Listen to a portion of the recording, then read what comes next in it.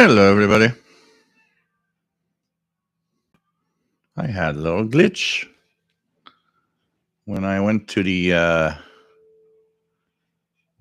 page to start streaming. I didn't have a button to go live, and I was like, "What? What happened?"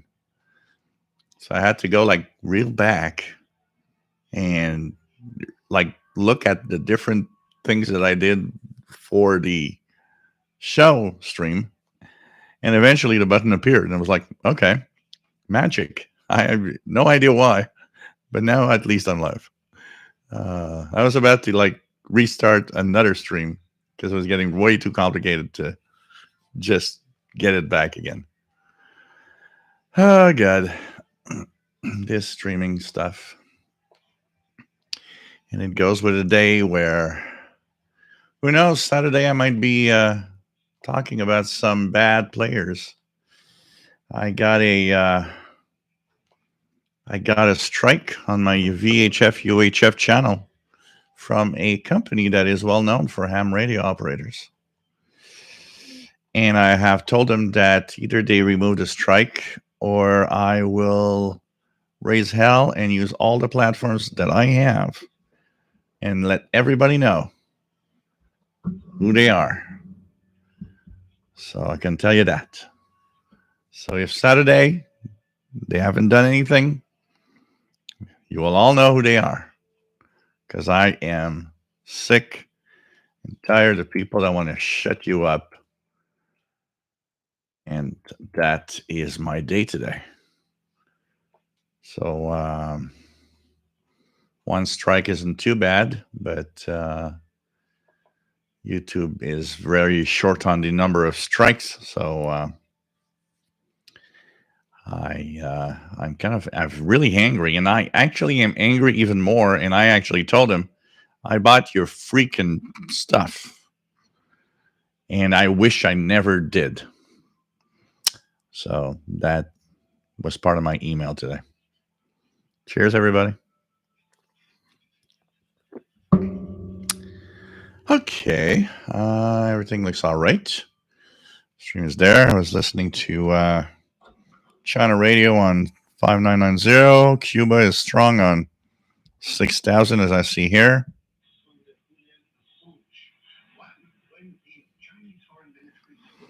So Radio Havana, Cuba, for once, is a very good audio tonight, actually.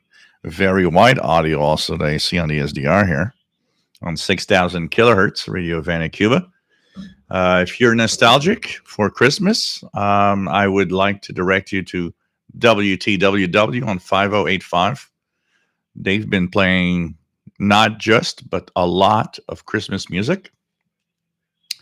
And you can even go on WTWW.us and request a song. So that could be something fun to do for all of you tonight, if you wish. But apart from that, welcome aboard. This is the live shortwave show. Sorry, I just barely finished eating. I had creamy curry chicken breast with garlic mushroom fricassee. It was really good. And thank God for the virtual world, you're not having my garlic bread right now. So nice to see all of you here. My name is Gilles. I'm located in Montreal, Quebec, Canada, northeast part of North America. And we are live twice a week. We're going to talk about that a little bit because there will be a off time during the Christmas holiday season. So here's what's going to happen. On the last show of the year is going to be next Wednesday, the 22nd of December. I have a hunch that Santa is going to be here, but who knows? He's very busy at this time of year. I don't know if he can make it, but if he can, Santa is going to be here next Wednesday, the 22nd of December. And I will have a little homework for you guys that in the next 7 days, I would like you guys, if you have a Christmas related or holiday related radio story, It would be fun if you could just email that story, and I will be reading your guys' story. I will be talking about a couple that I have. So if you have a Xmas story, send it to official shortwave radio at gmail.com. And please specify in the title Christmas story. You can make it easier for me.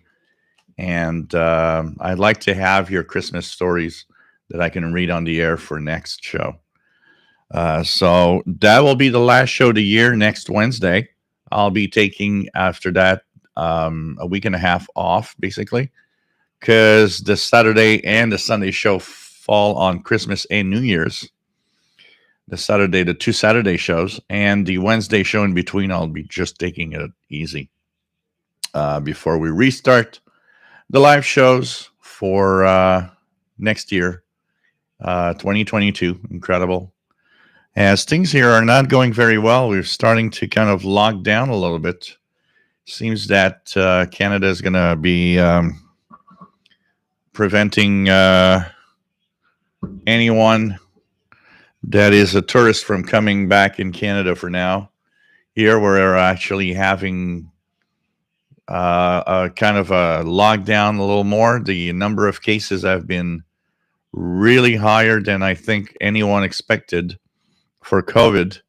So things are getting complicated, and it ain't looking good. Actually, it ain't looking good for now. The hospital is not bad, but the numbers are rising fast of the number of people in the hospital. So it's like there's something not going right.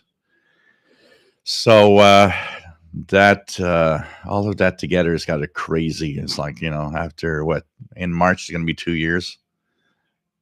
Pretty crazy. I still remember when we went on March 15th, 2020, we all of this happened. I remember telling a friend of mine at the bar, I was like, well, we'll see each other in a few weeks. Yeah, right. A few weeks. So anyways, I want to have your Christmas stories. I want to have some beautiful stories, some touching stories,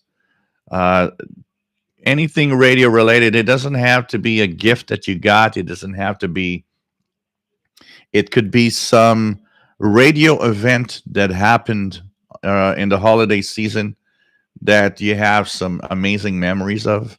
I think it'd be really a lot of fun to read that on the air next Wednesday. And like I said, I have a hunch that maybe Santa's going to be around, but who knows? Who knows? Like I said, he's so busy at this time of year. For the rest, so my name is Gilles, located in Montreal, Quebec, Canada, northeast part of North America. We are live twice a week. Wednesday at Wednesday evening, North America. It's technically Thursday UTC time, 0 hours Universal time. And we are live on Saturday at 3 p.m. Eastern, 20 hours Universal time. We talk radio. We have fun with radio. We share radio. We eat radio. We're basically radio crazy nuts. And that's all right, because that's what this should all be. So it's nice to have all of you here, as usual. There's a chat room that is fantastic with wonderful people. Just simply nice to have all of you in the chat room all the time, and see the regulars that just come in and say hello, and new people all the time. And we have people from all around the world. One of the things that I really should do is actually take note of every single country we've had people come to the live show, because I think it'd be fun to have a map of all the and have also a list of all the countries that have joined over time. And there are countries you never thought that you would have people from. There are literally people from all over the world here, and it's really a lot of fun. So the chat room, if you have a Gmail account, it's nice. It's with great people that are respectful and just enjoy having a good time. And of course, there's the Facebook group. When this is over here, you get that, withdrawal syndrome of I feel alone suddenly. I'm not with my radio friends anymore. Well, you can still be with your radio friends on the Facebook group. It has the same name as here. It's the official SWL channel, and it is a great place to be. And quickly, ham certificate, guys. I got it yesterday. So a week after. And I learned something that I didn't know. Because I was wondering why I had no place where I got a bill to pay something. Well, it seems that for the basic and your first license, it's free. So you can actually be a ham radio operator. You're a ham radio operator for life if you pass the course, and there's 0 fees attached to it. There is a $60 fee if you do changes like wanting to change your call sign or have a second call sign, a club call sign.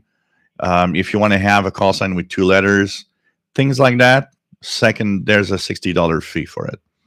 But you get into the ham hobby here in Canada, $0, totally free. You can even change your address, your postal address, stuff like that. No fees. And so I am a ham until the age of 125, it seems. Basic with honors, of course. So I have HF capabilities that I need to find a way to address. Yet I maybe made, I don't know, a dozen contacts on VHF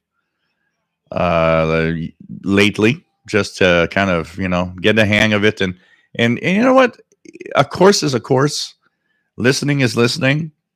But actually doing the contact, you still need to get used to. I've been hearing amateur radio contacts for 40 years. I'm kind of used to the procedure, but hearing it year after year after year is very different from actually being the guy that's going to make a call or that's going to contact somebody else. You got to kind of think about it a little bit. And so it's kind of, but it's kind of fun. The only thing left, I need to be on HF, and that should happen within the next, if it doesn't happen within the next week, that time between Christmas and New Year that I'm taking it easy, there's probably going to be that place where I'm going to try to put up some antenna outdoor and make my first HF contacts.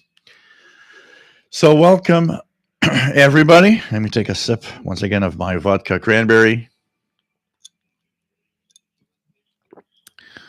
I want to say hi to David, KJ4CMY in Georgia, Brad in Amarillo. Nice to have you here.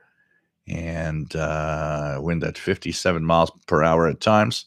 That resembles what we had last weekend. We had a kind of a rain and windstorm last weekend that gave us 100. They said they measured 120 kilometers per hour wind gust here in Montreal. There's a lot of power outages. And tonight we had snow, so now it's all white in the last couple of hours. But now what I see is it's raining, and it's freezing rain because it's -1. So it's like 30 Fahrenheit. And I see little icicles forming on the lights on the other side of the street right now. So that is ice. And once again, we'll have tons of winds. And tomorrow it's supposed to be like in the 60s, like 14, 15 degrees. It's like, okay, weird weather. We have Rob. Nice to have you on board. We have Dwight in Coastal Virginia, WA4532 SWL. RJDA Dakota. Nice to have you here in Missouri. And WA0113 SWL.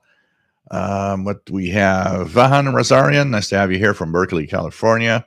Estrella Garcia. Nice to have you here, Estrella. And we have TVDX. Bonjour, salut, j'espère que tu vas bien. Et oui, ça va très bien. Of course, I am. I forgot to mention, but I am Victor Echo 2 Zulu India. And yes, it's going very well. James Farley, nice to have you on board from Old Bridge, New Jersey. Eyebrawler, nice to have you here from Northeast Arkansas. We have Keegan, X80Xer, nice to have you here from Northwest Arkansas.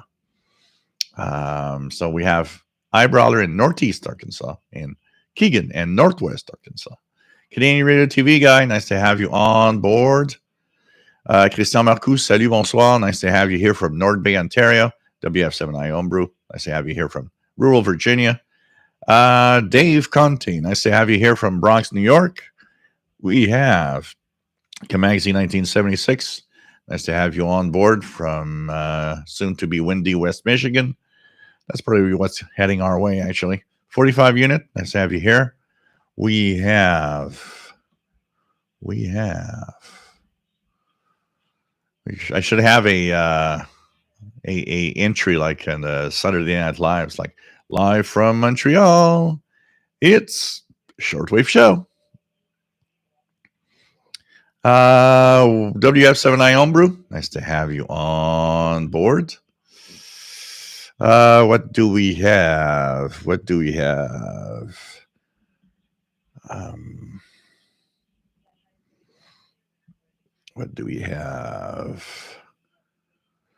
Yes, everything's all right. What else do we have? Rob says that all this time, and I just noticed that the background is Jill's kitchen.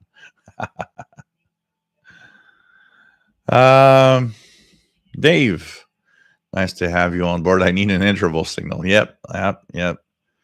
That's the that's what I need. So nice to have you here. We have Joe Tyson. Nice to have you on board. KM4WRQ from North Carolina. Just radio check. Nice to have you here from Windblown, Chicago.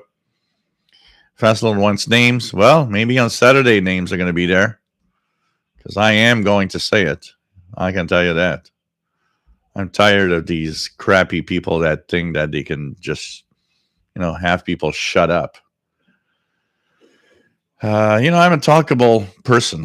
You can send me an email and say, look, we have a problem with this. And you know what? I will listen and we'll see what we can do. And, I'll have suggestions. But when you just do a copyright or a strike on my channel because you're not happy, I can tell you, I am not just angry. I'm mad as hell. And I am going to take it down for the best that I can with all the people that I actually follow me. Blind Picker, W0RAB. Nice to have you here, Rob, in Connecticut.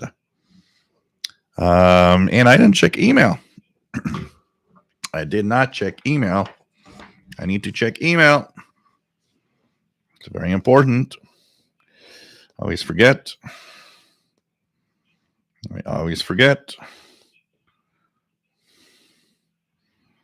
So in email, I have Elizabeth in Regina, Saskatchewan. Nice to have you on board. And she says she's having her Wednesday evening fix of listening to Gilles and having fun tuning the bands on her Kenwood R5000 receiver. Thank you for all you do. And thank you to everyone that every time she shows up, say hello in the chat room. It is heartwarming and I feel welcome. It's really a lot of fun. Thank you. Thank you, Elizabeth. And it is definitely, when I say this is the best gang of radio geeks, this is definitely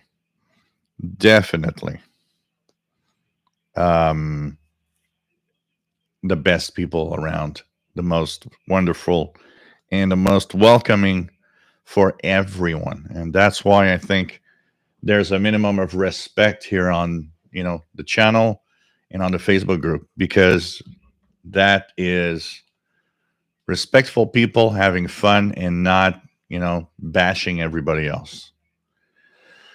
What else do we have? So Fastlow thinks he knows. Well, some might. What else do we have? Dave says, trying to hear Radio Romania on 5990, but all I hear is CRI. So, yeah, I think there's a clash now.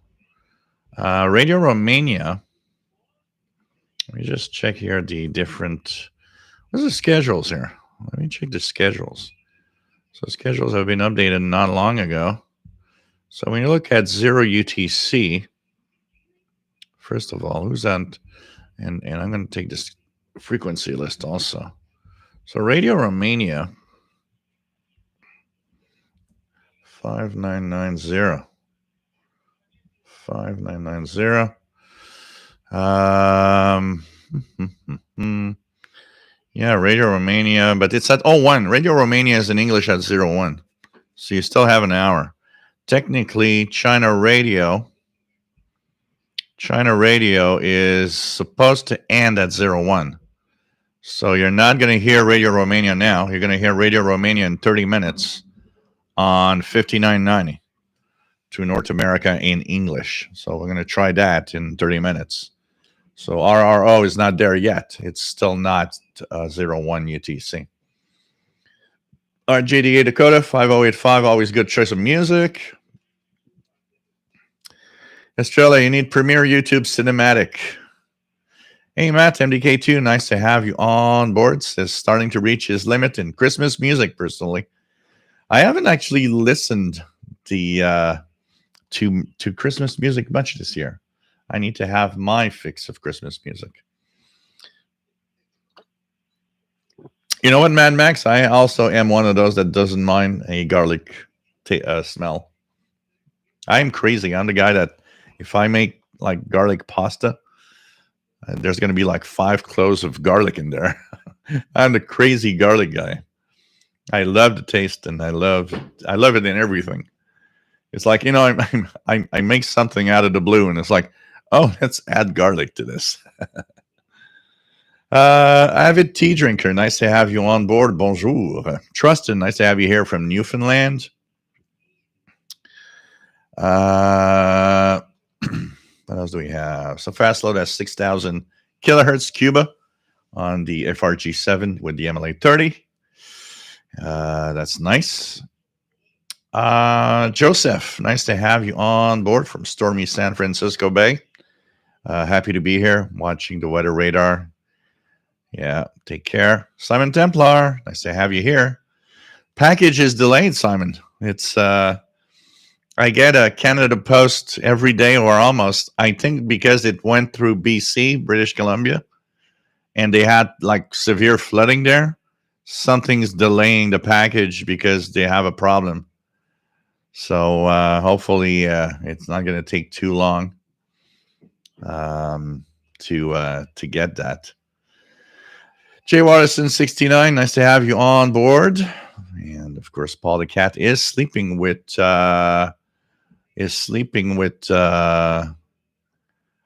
girlfriend in the bedroom. Fast load, yes. Zoe on the 22nd with karaoke and fondue. That's gonna be fun. And of course, I got your Christmas gift. You got one of those. And it's a lot of, it's actually a very nice, for a ham radio operator, and even more for a electronics guy and everything. It is definitely a nice book to actually own. What else? Keegan heard FMDX this morning. Stations from Oklahoma, Nebraska, Kansas, Iowa, Missouri, New Mexico, and Texas. So cool. What else do we have?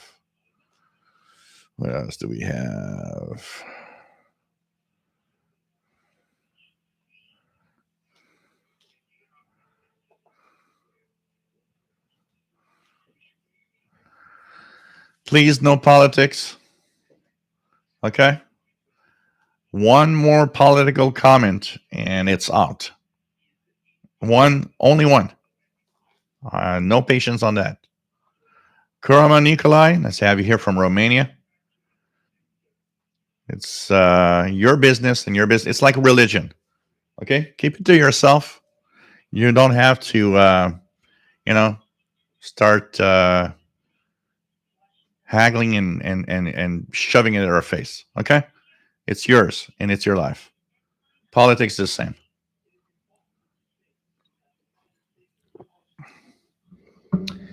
What else do we have? Keegan is doing a reception with Ethan Granvig Edition Field BT Radio. Robert Cross, nice to have you here. Andy New from the UK, MA3007SWL. Nice to have you on board. John P. Great show. My third one. I listen. Very pleased to what I hear. Cheers. Cool. Welcome aboard. Where are you located, John? Let us know. Let us know. Yeah, it was fast for the certificate. It's like a week. It's like, what? They were like, 4 to 6 weeks. And, it's government stuff. So it's like, yeah, I'm going to have that in like 6 weeks from now. It's someday going to arrive. And of course, the best moment is, and you guys have all probably gone through this, it's written this thick on the big envelope, do not bend. Of course, it's bent real good in my mailbox. It's like, yeah, they don't give a damn about it, eh? Chris66, nice to have you on board. Shelly, nice to have you here from South Central Pennsylvania. David McCormick, Christmas set going today. Best receiver of the year. Texan PL 330. MLA 30 plus. Mounted the MLA 30 outside on a flag holder with a 3 1/4 inch PVC pipe powered by a power bank. Cool. Have fun. Have fun. Christian Marcoux, you call us regulars.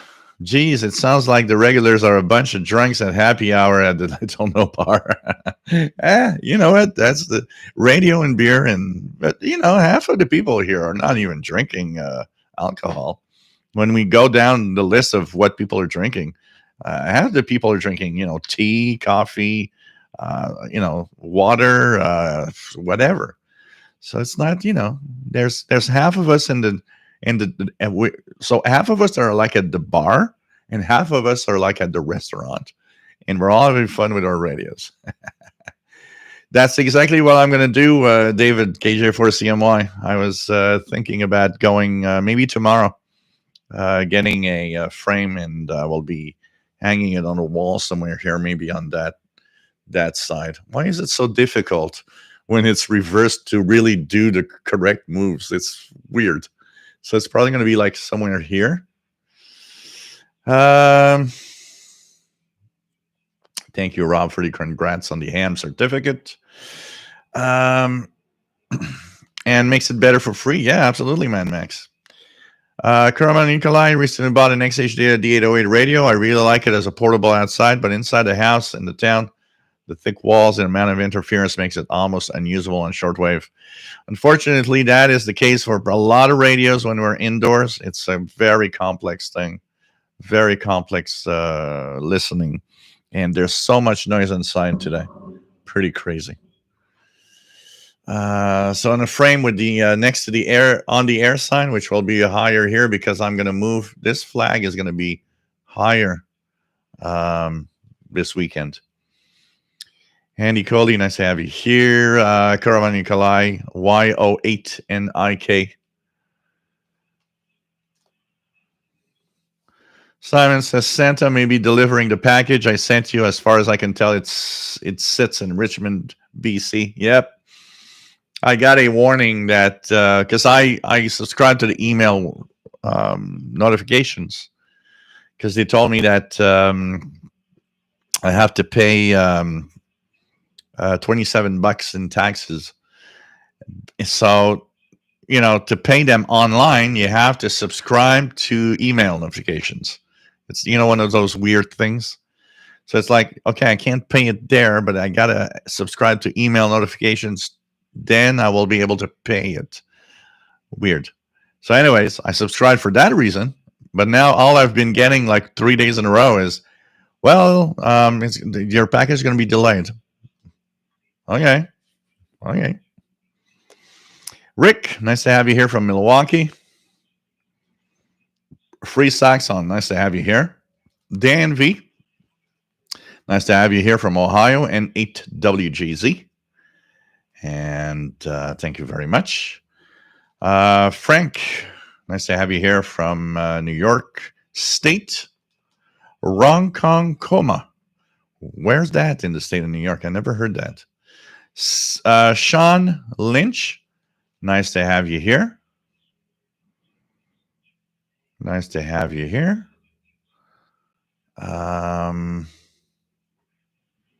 Just going to go back because I lost my space. Here we go. KK6BEB from Los Angeles. Nice to have you on board. We have Free Saxon, says we have had very high winds over here in Britain a couple of weeks back.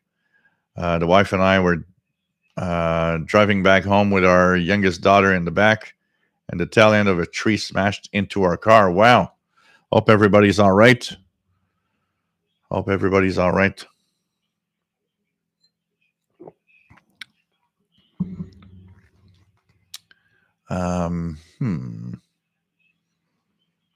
Canadian Prairie Shortwave says we have frigid cold in Calgary, -21.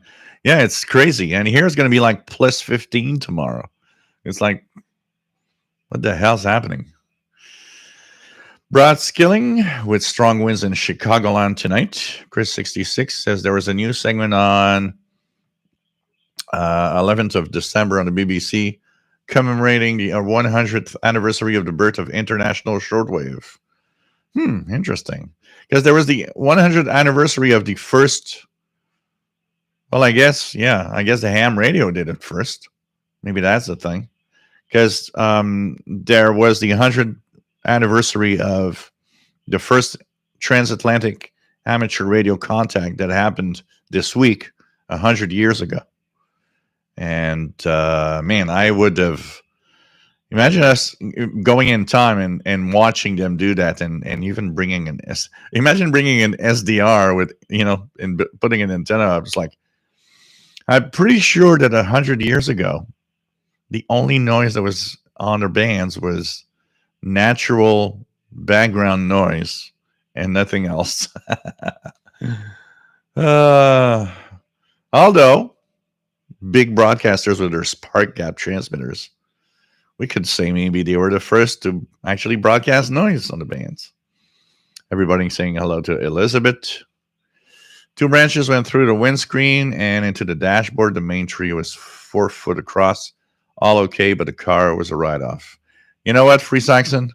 Who cares about a car?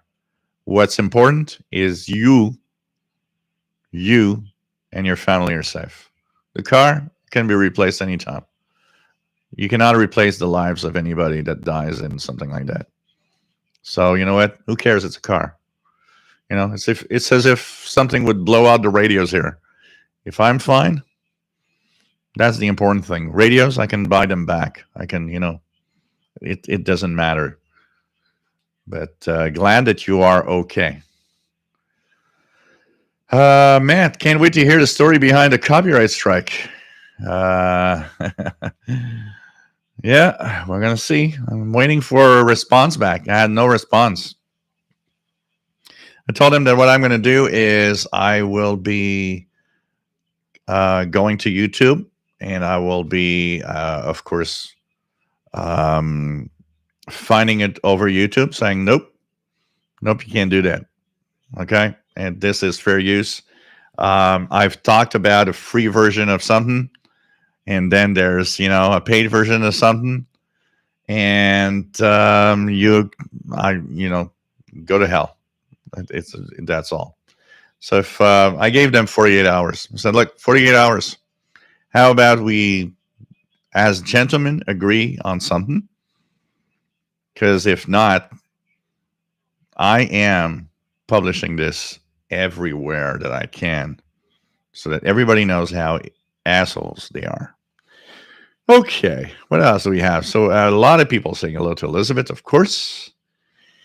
We have Zen Pharaohs. Nice to have you here, following along with the HF Plus Discovery. 2 homebrew antennas. One is very nice, and the other, the one I made today, appears to be awful.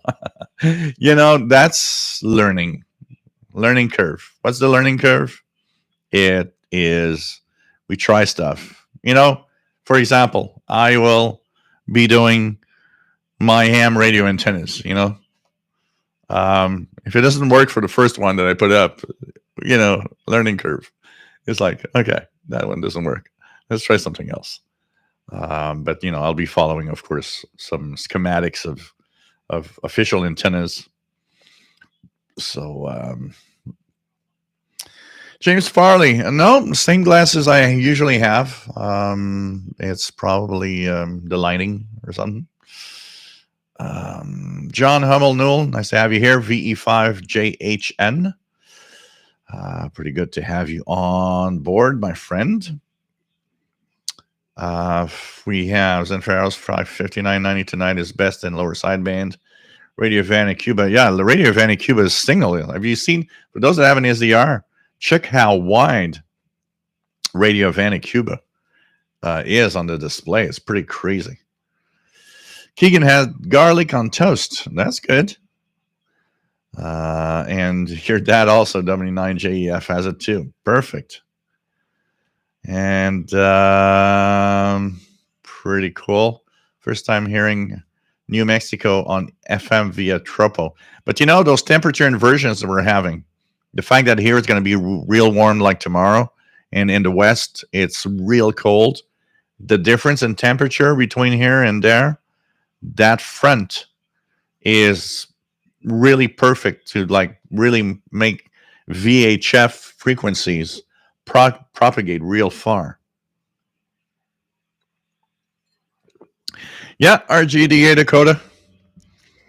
As I was saying to everybody, Victor Echo 2 Zulu India is in the house.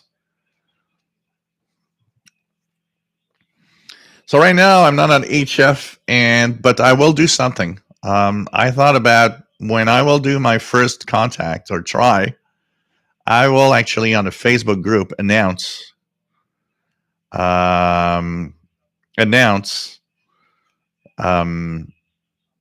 where I'm going to be and what time I'm going to be trying to contact people, so you guys will all know. Might even do a YouTube video just to let everybody know. Randy, Riverside, California, nice to have you here. Gary 24 fan, Jill, I'm confident you'll be the first to have to renew your certificate at age 125. I have bionic arms, and I'll be like, in the Futurama episodes, I'll have my head in a bucket, and I'll be doing ham radios with my head in a bucket. Matt, you have to pay for special handling if you want stuff not to be bent, at least here in the USA. Crazy. John, nice to have you here from Valdor. I started ham radio license course 2 weeks ago, so naturally got on shortwave listening as well. Cool. This is nice. Go through it, and you can make it. I can tell you that. Kevin, WS2H, a little late tonight, was reading a good book on the Mafia 5 families and a 4K fireplace screensaver on YouTube. You know what? It's funny because I've been doing that too. I have my 55-inch screen that I'm watching the comments, obviously, right now. And the other day, I started really early this month on my utility column. And while I was actually doing stuff in the utility column, I put the 4K fireplace on YouTube on the 55-inch screen. I was like, yeah, okay, that feels good. The best thing you can do in an urban situation without any possibility of a real fire. Zen Pharaohs is switching from chocolate milk to whiskey now, so he's going to get he's going to become a tough guy suddenly. Dwayne, nice to have you on board. From Paris, keep up your good work. Paris, Illinois. WPE9CZE. Is there a significance to the extra letters? Like, you have 3 letters in front of your prefix 9. Is there a significance to that? Just out of curiosity.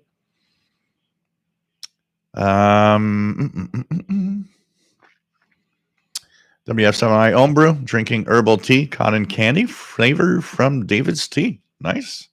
I've tried a lot of David's Tea stuff. There's a lot of good stuff there.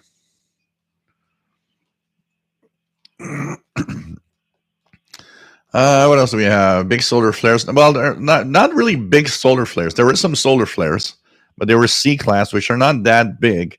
But there's a huge string of sunspots all showing up after a few days without any of them. So it's like it was kind of it's kind of nice. The activity's coming up. James Farley, that chirpy CW event station on 1820-ish on the 11th broke down after the first transmission. That is what I was thinking. Anybody else received a chirpy CW after the first? I got the first one. It was very distinctive, very chirpy. And I was wondering about that because I had a radio all night. I had my SDR all night. I was checking every 15 minutes. It never showed up after the first transmission.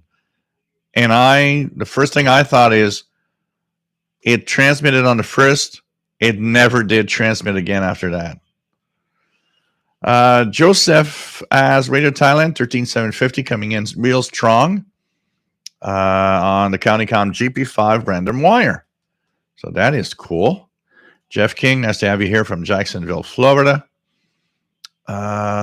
Jim's radio check says was able to pick up the signal 1920 Saturday night. I've heard weak Radio Thailand on 15590 at the end of the schedule season, but I haven't heard them since on their 13750 frequency. So, Daniel, KC1 MRZ, nice to have you here. I'm going very well. Brad Skilling introduced an older buddy to shortwave listening this week. Guy had 2 strokes, looking for a hobby. I said, I have a great one. So cool. Hope that he's going to enjoy that. Andy New, I admit to celebrating with a Chardonnay tonight for my cancer result today. Looking forward to possibly taking the foundation license in January. Happy days. Congratulations and cool. Nice to see that things are shaping up. And let's have a little cheers for that. Cheers. Cheers to health, which is the most important thing in the world.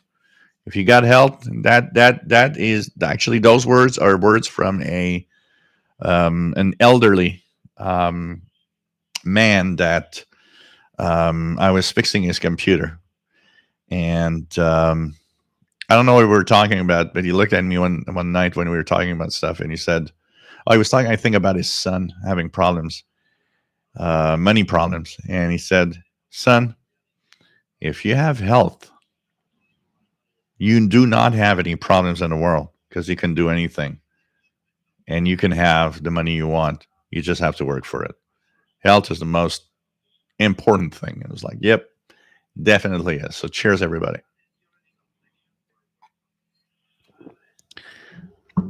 PR 4470. Pete, nice to have you here from Dallas, Texas.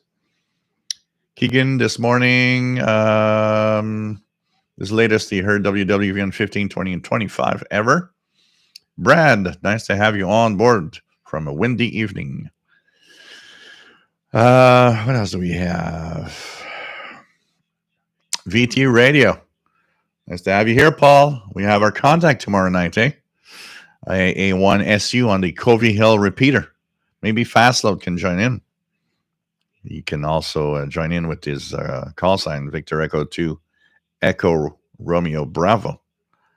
And we'll have a little QSO on the Covey Hill repeater. Man, the bands would be clear. Absolutely, Corona and Nikolai.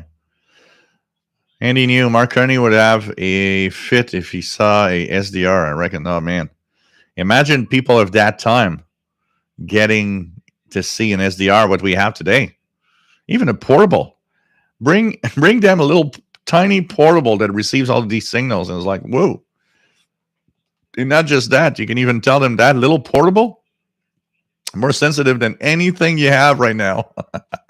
Pretty crazy. Mike M., nice to have you here in Burlington, Vermont. BT Radio is in Essex Junction. WF7i Homebrew. So the second ham net is in the books. I believe the only two hams from our group were K9BRS, KN4QPA, QRP station, live streamed on the channel. If anyone wants to see it, audio is low, however. Cool. I have a wireless headset and will do much better for this Saturday's 40-meter net. Cool. John Beckham, nice to have you on board from Northeast Florida. Joshua, nice to have you here. W4 is GOG. Pretty cool to have you here.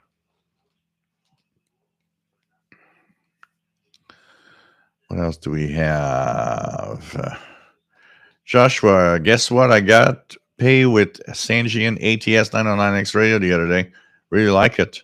Ham friend let me use it for 2 days. Cool. Not a bad radio, honestly. It has a few flaws. It's like the X2. It has a few flaws for what it is and for the price, but it's a nice radio. You know what? It's a nice radio. Kimberly K6YYL. I was thinking about you earlier, Kimberly. I was watching the snowfall outside. I was like, oh, Kimberly would get a kick at that.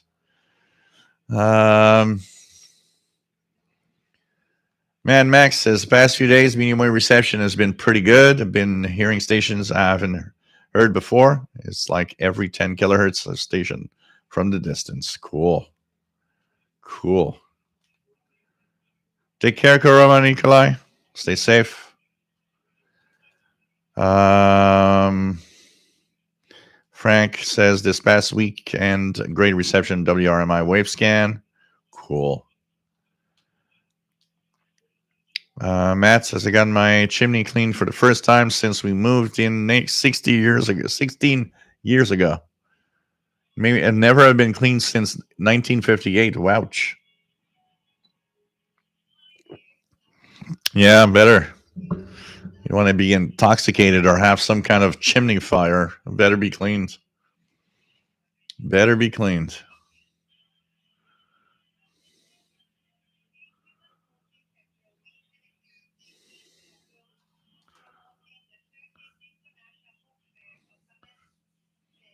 What else do we have? Matt says, had a very nice fire last Friday when it was wintry for a single day. I don't know about you guys, but when I look at the weather here and how the patterns are happening and everything and the lack of snow of before Christmas, I think the planet is warming. We see the obvious results here. I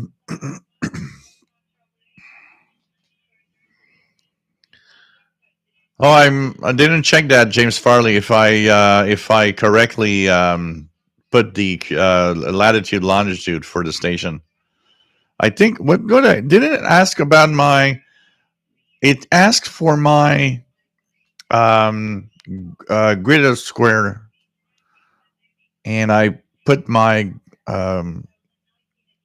grid head square stuff. So technically, it should have completed the latitude longitude correctly.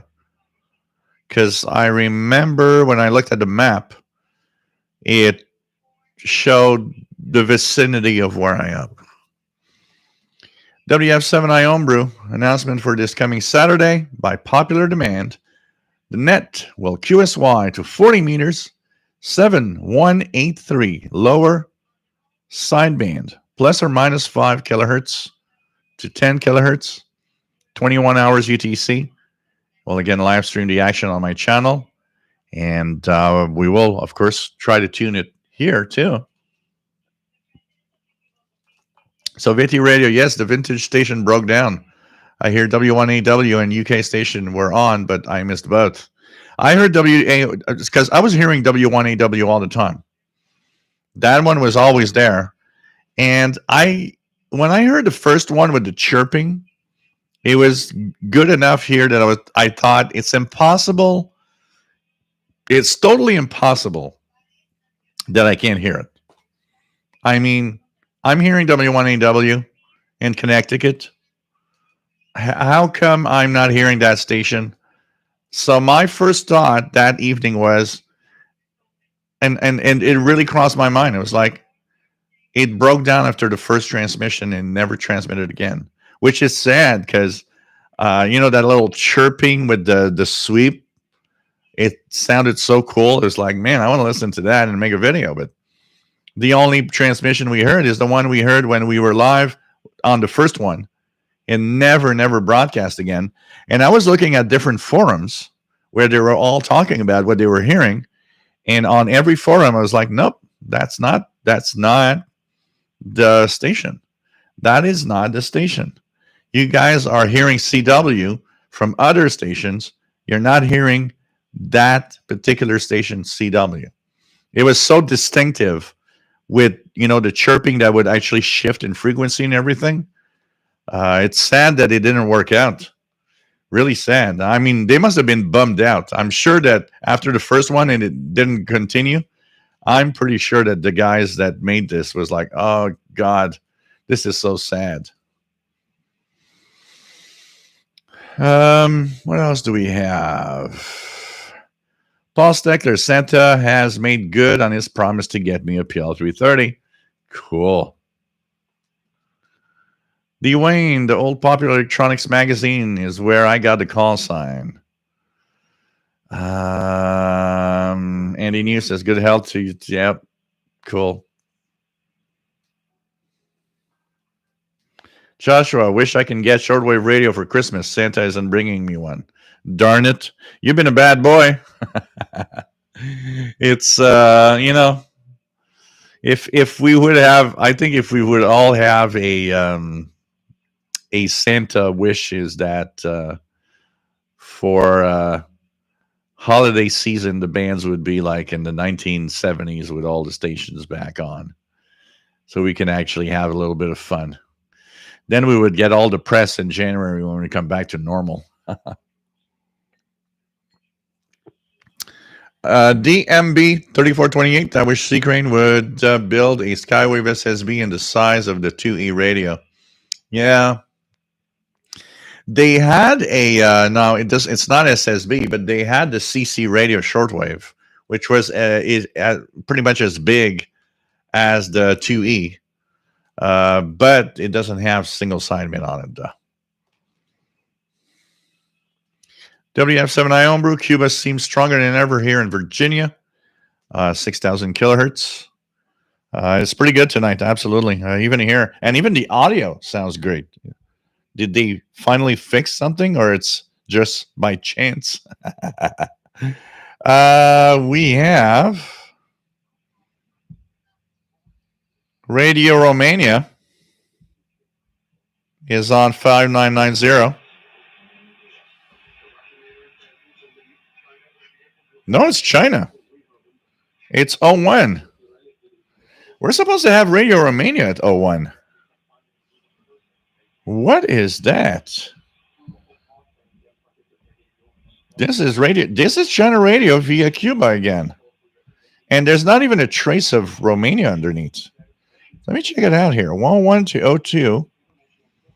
01 to 02. Radio Romania. Radio Romania. 5990 and 7325. So let's try 7325.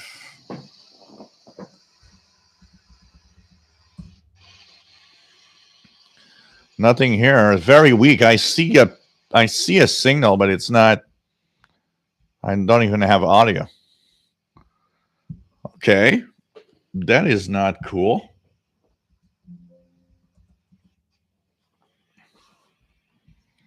That's not cool. So Radio Romania not even making it because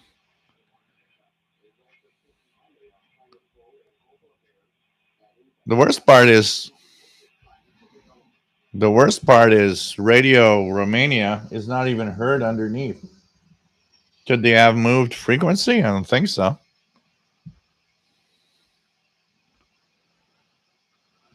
Oh well, Romania not making it tonight, I guess. What else do we have? Our JDA Dakota. What would Marconi and Tesla think if we could possibly go back to show them a modern shortwave radio? Yeah, or an SDR on a modern laptop computer. That would have been amazing. Let me check something here.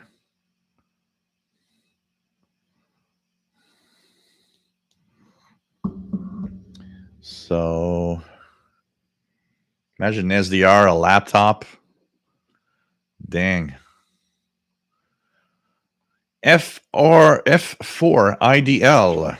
It's been a long time since I've been able to join, and it happens while I have a break at work. So glad to be here. Nice to have you on board. Kimberly says, awesome on the snow show. We got 3 inches of rain yesterday and very windy too. My antennas were fine, thankfully. Dr. Sisop, aloha.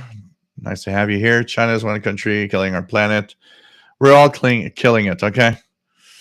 Let's not just take and pinpoint one country, because that is the worst thing to do. Because, I mean, the United States of America and Canada, we have been the biggest polluters in the world for so long. We cannot even talk about China polluting. We cannot even compare. We can't.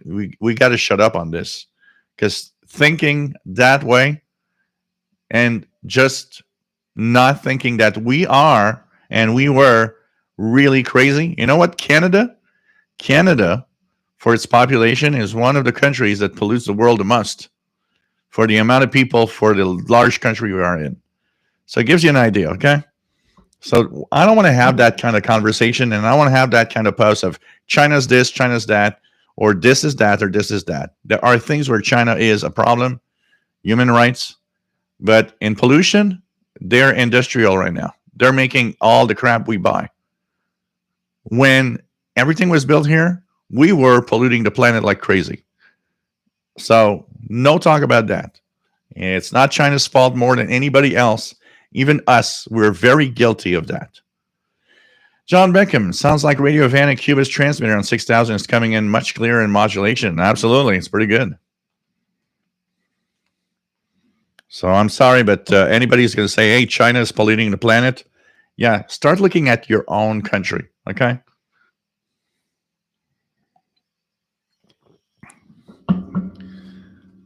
I'm not defending China, by the way. I'm just saying that there are things we need to be very, very direct and very strict with. It's like, we ain't better. And sorry, we ain't. We're a bunch of polluting, crap population. That's the way it is. And nobody does a hell about it. Anyways. RJDA Dakota, Marconi used a bit of Tesla tech to make his transmitter. Thomas Olson, nice to have you here, is firing up the D808. Cool. What else do we have?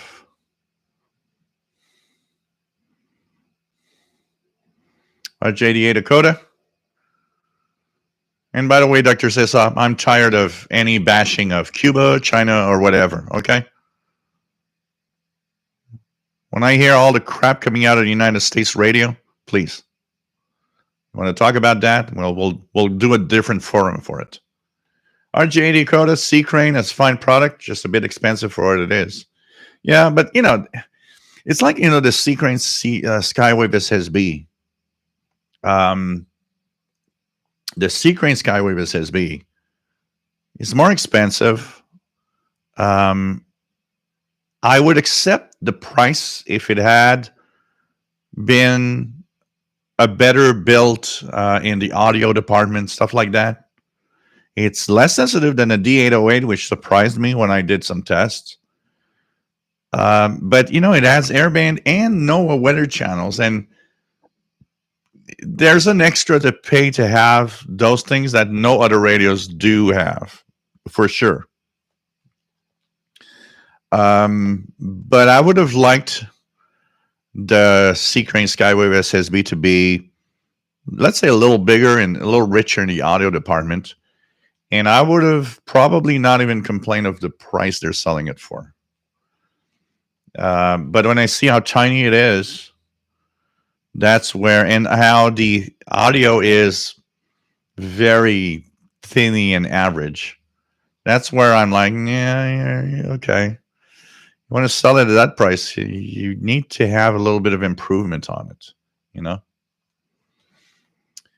John Beckham, yeah, but it's China via Cuba on 5990. It's not even Romania. John Beckham. What else do we have? Barry, 7325 here is the same program as on 5999. You mean on 6,000 kilohertz? 7325 should be Radio Romania. What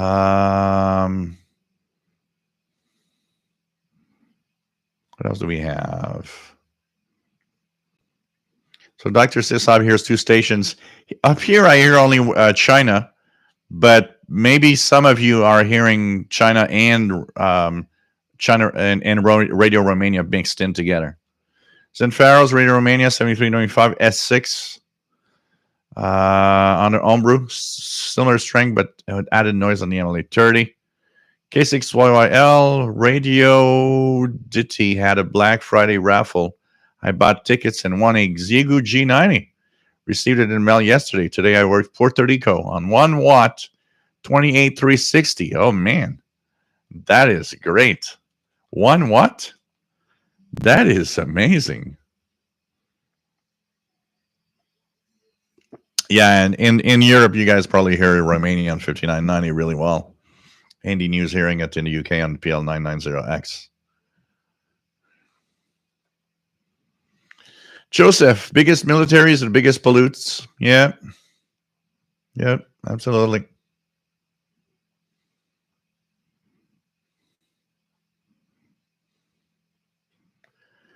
Yep.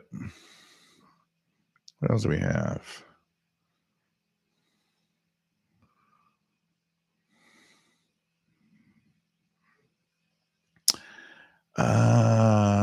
Zenfaro's adjusted VCAP on the Homebrew and our Radio Romania 7325 S8 S9. Cool. John Beckham in Northeast Florida. Yeah, you guys in the South hear better than the North. I believe the fact I'd like to look at the angle of transmission. What is the azimuth of transmission of Radio Romania? Since it's focusing to North America, it's probably transmitting, probably like more like central in USA. And the fact that, Montreal is much more of a northern place than Florida. I think it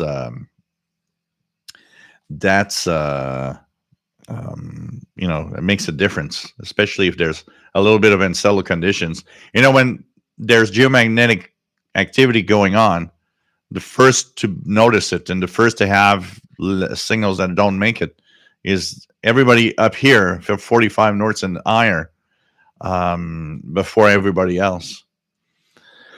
Aubrey Young, nice to have you here from Springfield, Missouri, WK0Y. Francis Moore, nice to have you on board. Just got a Bengali expedition paddle key, learning Morse, and it's a great bit of kit. Cool. Have fun. I want to learn my Morse. I want to dabble in the CW world. Something that interests me. That I don't know if it's the fact that, maybe I'm in a secret world, even though it's not, encrypted. It's like, you're in a little world where everybody's like, I'm hearing, these dashes and dots and dashes. I have no idea what they're saying. Doug Smith, Nice to have you on board from Virginia Beach. My next year dream list includes an ICOM 7005 and 7300. What's the best in my opinion? You'd have to ask the hams in the chat room for that one. I know that the 7300 is well rated for a lot of people. I did hear good things about the 705, but you need to ask the hams in the chat room. WF7I Homebrew 6160 playing some old type of old radio drama. No, it's WBCQ. They're on 6160 24 hours a day, pretty much. Let me check if I hear it here. 6160. Yep, hearing it here. Something real strong on 6180. What's that?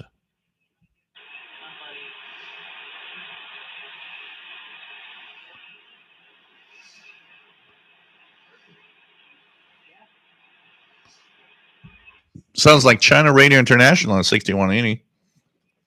Probably also from Cuba. WF7I Homebrew. Introducing Gilles' political channel live stream on YouTube.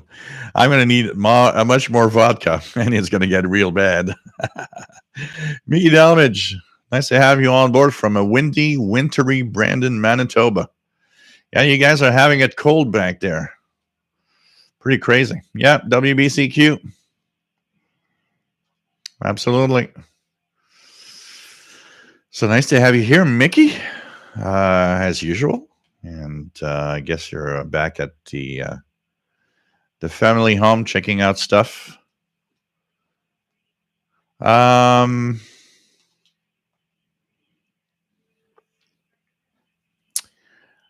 else do we have?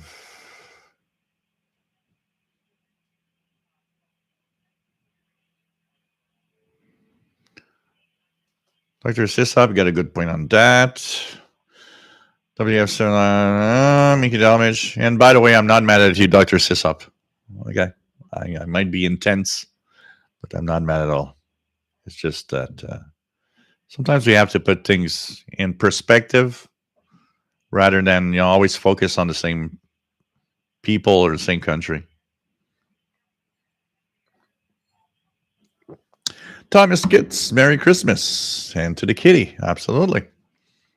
Tom and Susie up in North Michigan.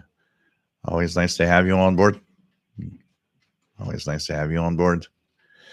RJDA Dakota. Yeah, I would have liked that Sea Crane CC Skywave SSB to be a little bigger. I would have had, and let's face it, okay? Even if you don't had value. Do I have it here? It's somewhere. Even if you don't had necessarily a lot to it,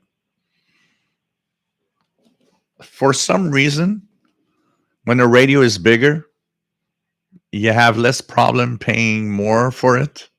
Have you guys noticed that? Make the radio twice the size, and you can sell it $50 more. And you're just going to be like, yeah, it's okay. I think it's worth it. It's like it's in our head. It's like, well, there's nothing more than the other one. Yeah, but it's twice the size. It's worth it. The first thing we think is, oh, a bigger speaker must have good sound, or it's our really weird way of thinking. It's just funny. So John Beckham has 9690 kilohertz, Spain coming in quite well in Northeast Florida. Oh,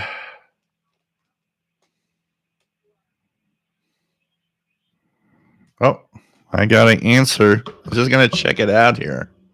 I got an answer from a certain company.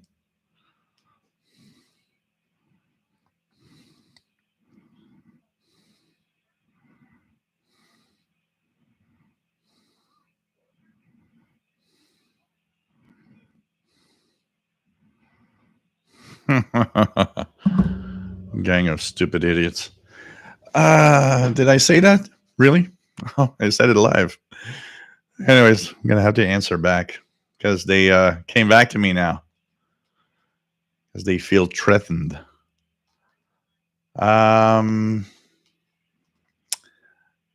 So where was I? Was I talking about something? Oh yeah, the Seagrain Skywave SSB.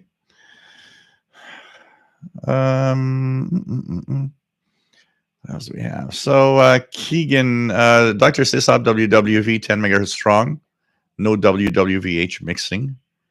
It's hard to get a Y in here. Take care, Frank. Have a good night.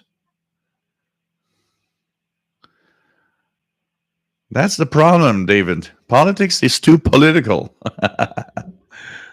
Paul Muffet. CW, extremely efficient. Yeah. I'll have to, I don't like FT8. You guys know that because I have no feel for it. I don't hate what FT8 is. Don't take it in that way. And I have no problem in people loving FT8. I understand all the reasons behind it. And I will add, CW is extremely efficient. FT8 is possibly even more efficient when I notice how something that is in my ear inexistent is popping up as a call sign on my display. And I'm like, whoa, that's an efficient mode. Okay. It really, really is capable of getting. So maybe for the first time ever in the last couple of years, few years, the digital modes have been able to, thanks to probably, noise reduction and processing, beat how efficient CW has always been. Because CW, let's face it, it's been there always for a very simple reason. Where nothing goes through, CW did.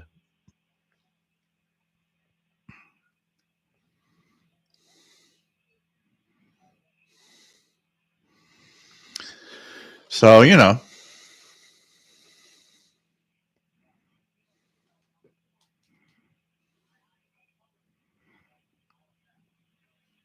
WF7I homebrew. Lol.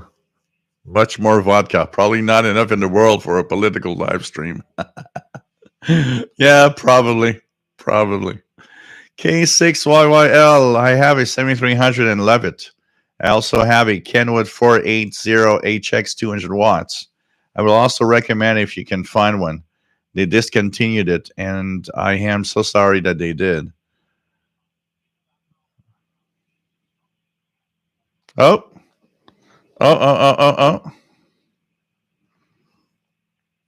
So, what does it say here?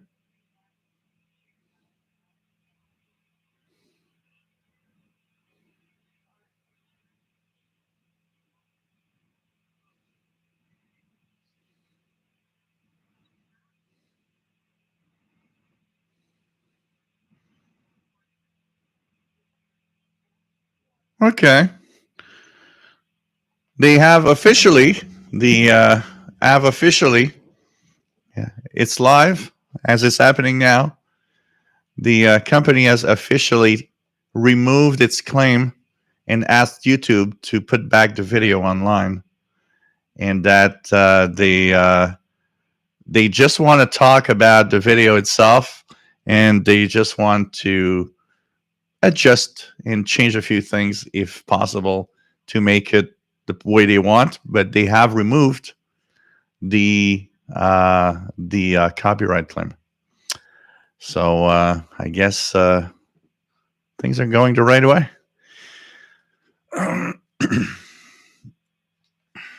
So Kenwood 480HX 200 watts. I also recommend if you find one, they discontinued it. Mike Jam, nice to have you here. So I guess you guys will know who was the company behind the takedown, because they ended the email with a very nice phrase of, "We respect what you do and we know who you are, and we are very sorry for the inconvenience." Yeah, right. You did take it down, though. You tried to take it down. Bunch of idiots.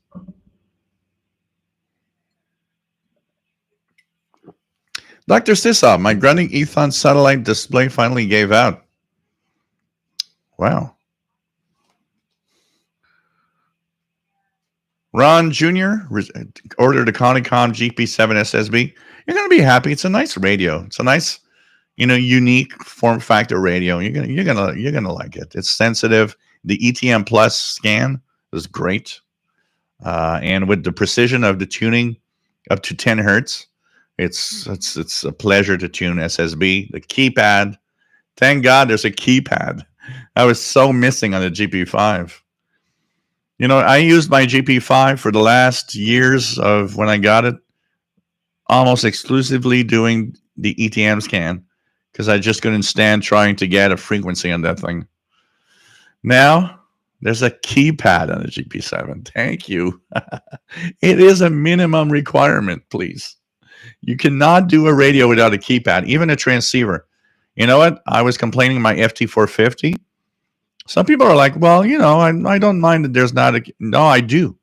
I'm sorry. It's a minimum requirement on today's radios, especially in a transceiver, especially if you sell it for hundreds of dollars or thousands of dollars.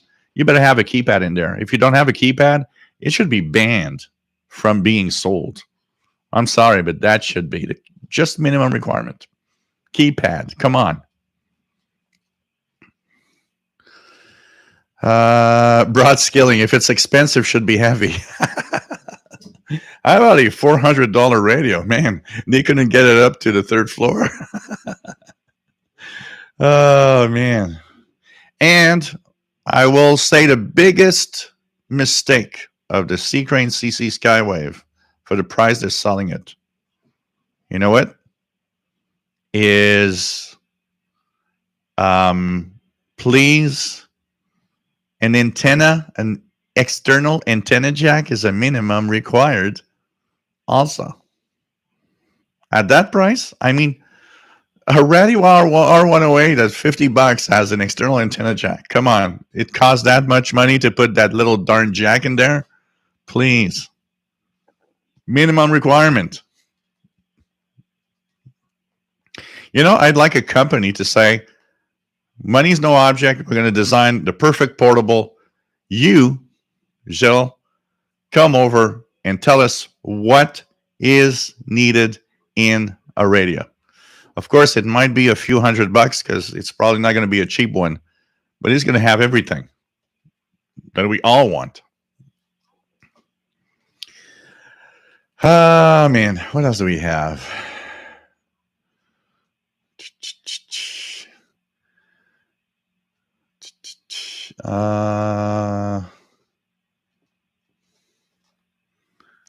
What else do we have? Intense. I say intense. What do you want, man, Max? Intense. We live intense. I had an intense moment. Intense. That's a perfect phrase. Send Pharaohs, but you really want to jack the price up. Put a pair of rack handles on it. Yep, absolutely. Make it look like you got to be and have that big rack to put the radio in. $15,000. That's the right price. WF7IO Bruce says, I have to also admit, give me a larger radio, big knobs, and large speakers, and I'm there. Size matters. Oh, man. Size matters in so many things. Let's not go down to the wrong ideas. Radios. We're talking radios.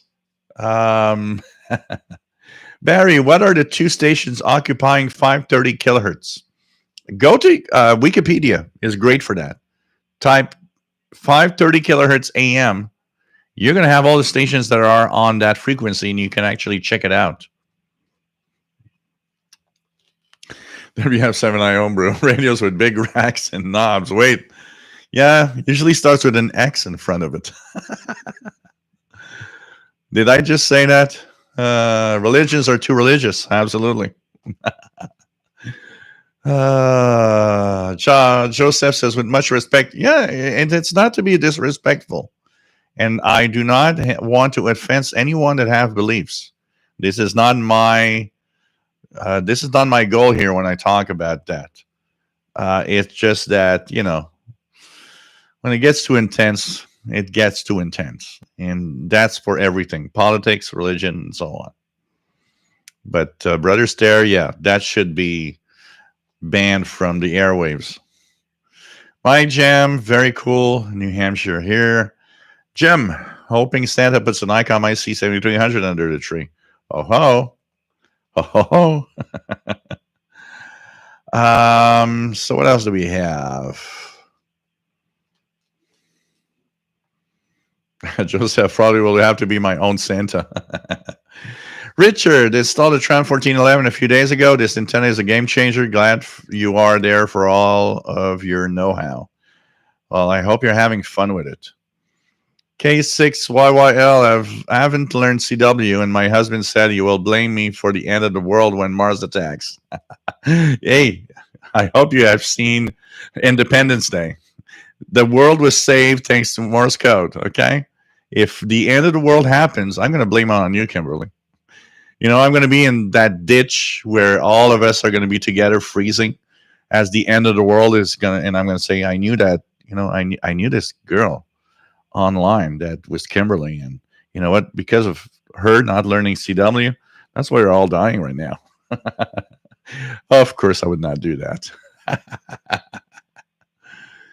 Oh, man. But Morse code still would be with us. And Morse code, as I was saying, FT8 is kind of, wow, okay. But let's say that you're in a situation where computers and technology is not really available. Of course, CW in a human ear is going to be a great thing to have.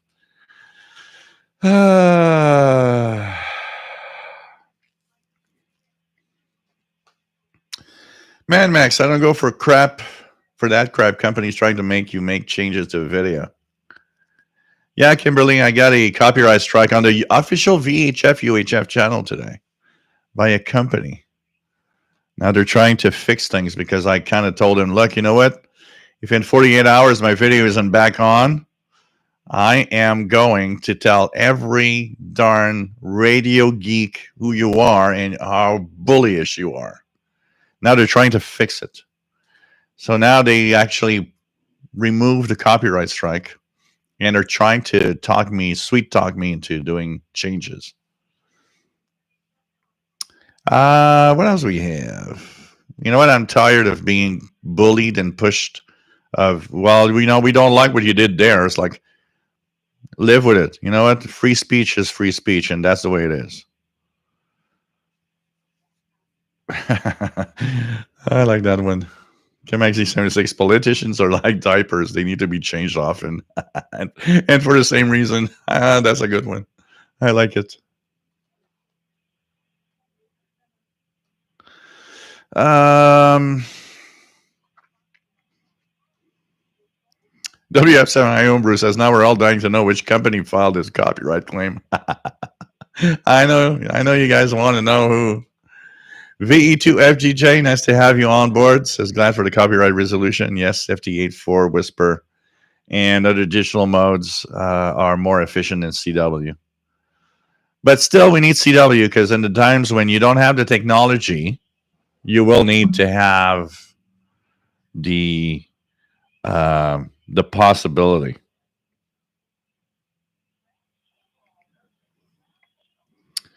So, anyways, I'm going to talk.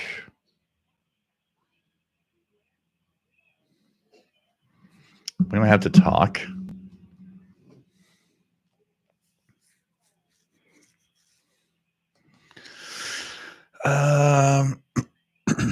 Oh, really? Just a brief storm-related outage there, Joseph. Well, glad you're back. Ron Jr., I agree on the keypad selling point. Lloyd Merrill, any tips for listening to CW on a Texan PL680 or S880? Can never get a good tone. It's simply to play around with the BFO. CW is easy to tune in. Go to the bottom of the amateur radio bands and just play with the fine tuning.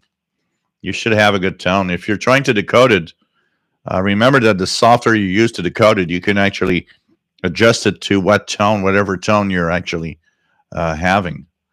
The biggest problem in decoding, because if your problem is decoding, the biggest problem in decoding CW is the fact that you need to, if it's sent by humans, computers, and apps have a hard time decoding with that, because the human speed is always kind of changing, and computers don't like that. Computers are very strict. That's, the speed needs to be very perfect.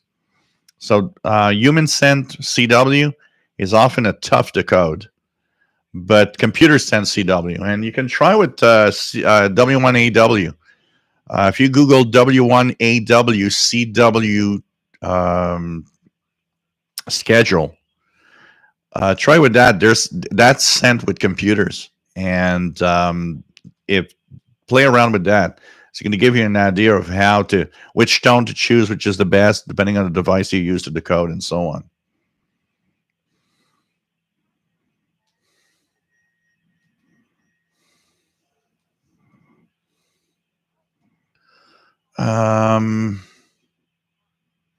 What else do we have? Let me go down.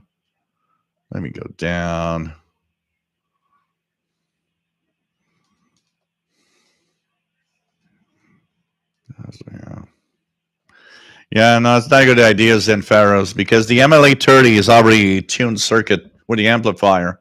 So if you try to tune it, it's not going to work. You're changing its properties.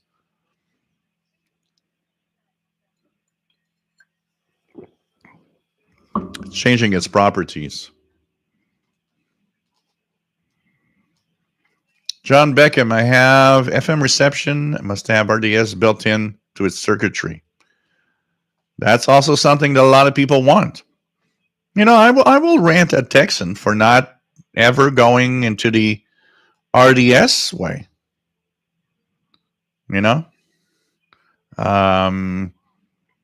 It's almost a minimum today. On a Texan H501X or a Texan PL990X, there are things that justify the price. The H501X, the FM stereo sound quality and all, and in the size and everything, it justifies part of the price. The triple conversion, lots of circuitry in there. But at $298, I would have enjoyed having RDS on that display. It would have been kind of nice,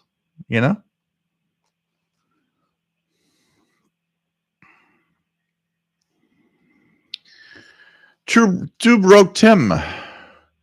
Is your cat beat your dog? You know what? I'm not even surprised. If you should have seen my cat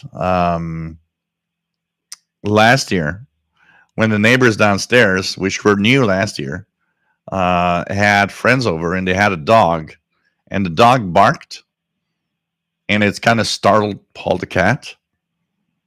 And I tell you, it was something to see. The dog was like 10 times the size of Paul the cat. Paul the cat went running after him.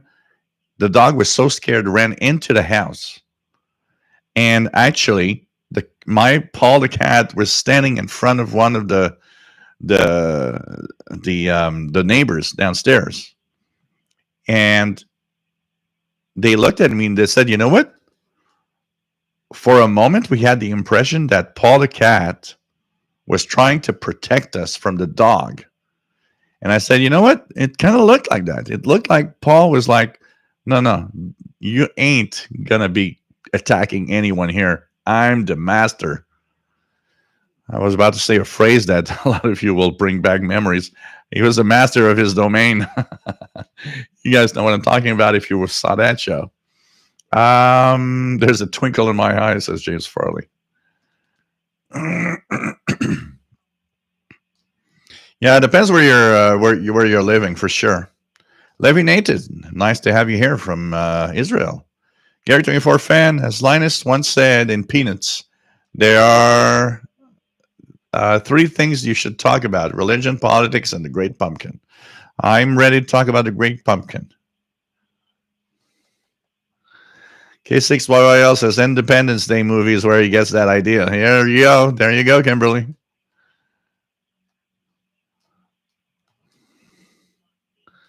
A lot of radios, like Jim says, I didn't realize you could modify open frequencies.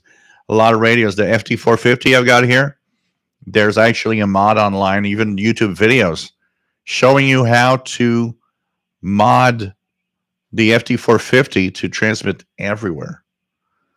Kevin, love the 360 rotatable ferrite on my Texan S2000. It's nice not having to do radio yoga. Yeah, that I agree with that.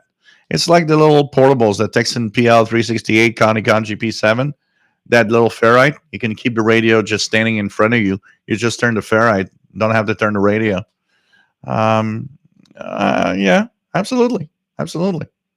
And depending on where your radio is, it's not always comfortable to necessarily turn the radio in directions.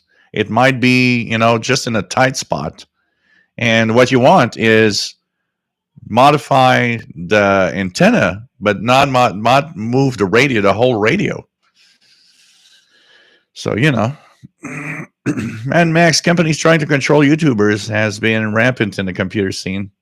People have their entire channel nuked. Yep. Look, I got in a brush with Microsoft on my tech channel at least 4 or 5 times in the past couple of years. They come back to me saying, well, we don't like what you did there, and we don't like what you said. And you know what? There are companies you just like, yes, sir. Microsoft is one of them. Microsoft is like, okay, I'll do it. I'll do it because they're going to take it down. And there are big companies like that YouTube doesn't even give you a chance. They just like, okay, you're out. Microsoft says you're out, you're out. Which is a sad state of affair when you think about it, because it means a small YouTuber or somebody that's just, a small little channel talking about stuff. Well, you basically have to shut up against some companies. So,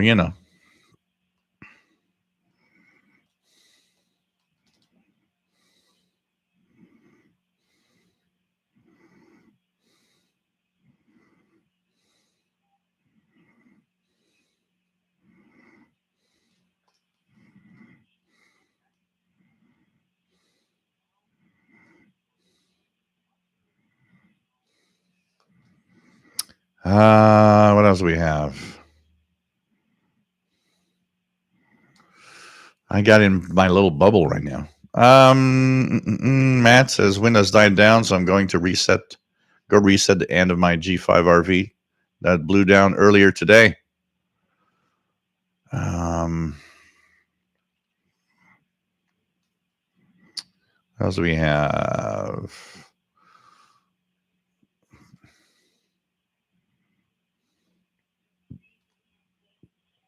WS7 Old Bruce says 9975 playing Spanish language mariachi style music. Zen Farrell as well. There is some input impedance for the amp on the MLA30, but it should be broad enough to add capacitance to tune it. Yeah.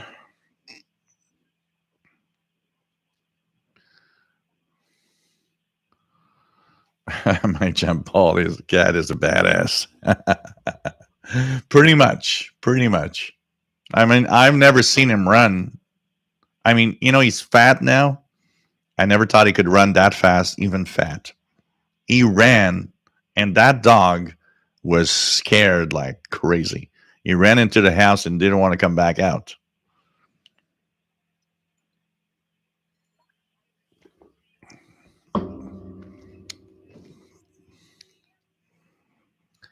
Yeah, Paul the cat is in the bedroom with his little girlfriend. Kamaxi76 says, I remember that Seinfeld episode. Man Max says, one thing I'd like to see with portable shortwave radios is the audio DSP filters, sort of like the Malahit SDR that can clean up a broadcast. Ability to adjust AGC, disable it. I would say AGC is pretty good thing. Too many Portables have very harsh and the AGC is too fast.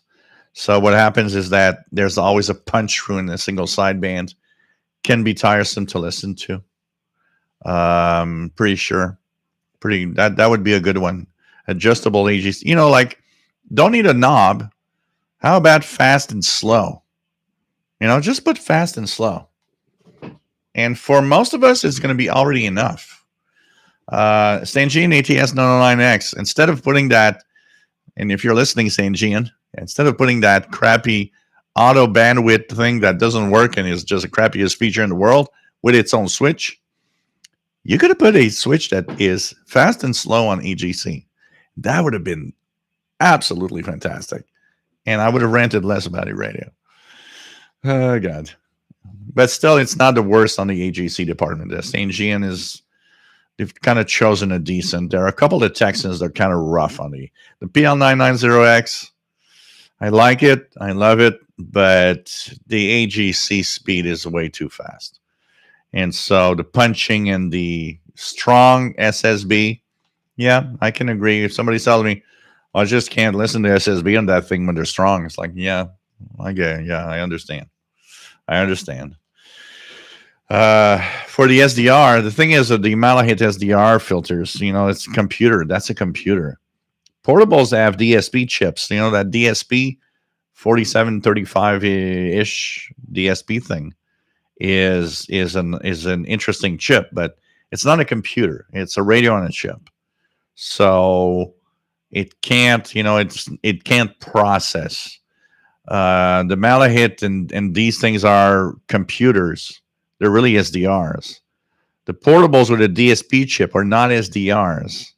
They're portable with a digital signal processing chip in it. So they won't do the same processing for sure.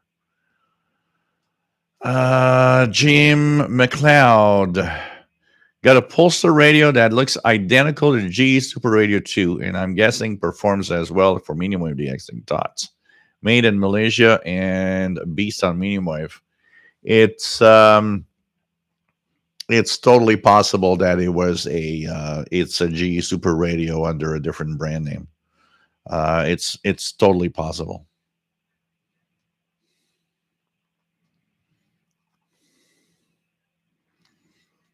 Yeah, you know what, Joseph? YouTube protects YouTube. That I've learned over the 10 years. YouTube protects YouTube. And you are on your own. And, for example, the first thing you see when I saw it today, I had a copyright strike. And it's not even copyright because what they're complaining about is not even that. They use that excuse for what they don't like. What happens is that they tell you, it's like, well, you can come back and tell us that, you think it's wrong. But then the second phrase is like, remember, you can be sued real good if you don't do the things right. And it's like, yeah, I feel like a piece of crap in front of YouTube and of everybody else. Because it's like, you do what you want and you just leave us deal with our shit the way that it is. And that's YouTube. I have to say they do have improved a few things, like the 3 strikes.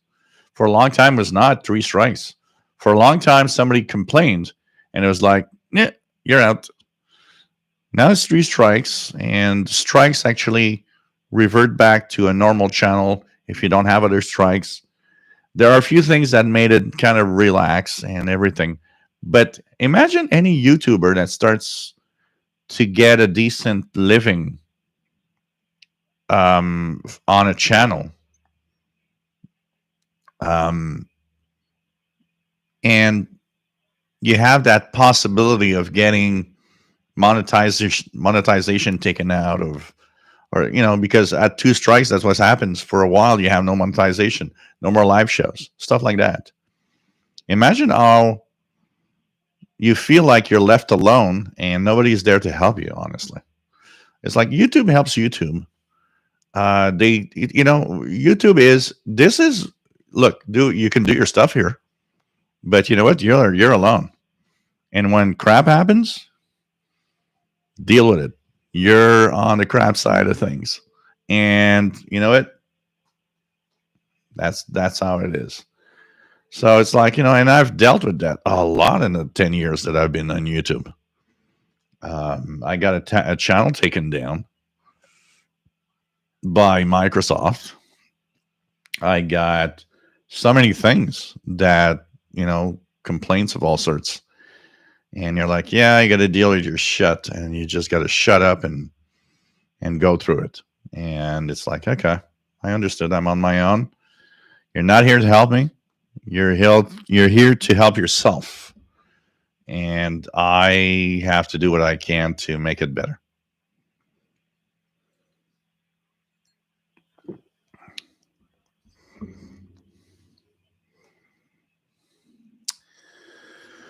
Many downgrading Windows 11 back to 10. I saw that video. Either way, Windows 10 is fine. 11 it still has bugs. Yeah, this is not a tech channel, but I like Windows 11. It's okay. It's not perfect, of course. It'll be better in a year. They're learning how to make it better. But Windows 10 is totally fine. There's no rush. Paul Steckler, my Windows 10 has been trying to update itself for a year now. Every time it fails every time. Yeah, make sure you don't have too many useless software. And you don't need a third-party antivirus. What's in Windows is enough. Jim, what's your overall thoughts on CC Radio 2E on medium wave? Look, I'm today I didn't have the time because I wanted to do it today. Tomorrow I will have time. So tomorrow I will actually take the time and we'll review it. I will also tomorrow have medium wave, comparing it to the PL330, the XH data, and a couple of other things that are much lower priced. But if I have to say what the CC Radio 2E is all about, for those that don't know what we're talking about this beast of a heavy radio. You know, when we think, I was saying how you want to pay more for a big radio. Hey, how much are you going to pay for this big boy?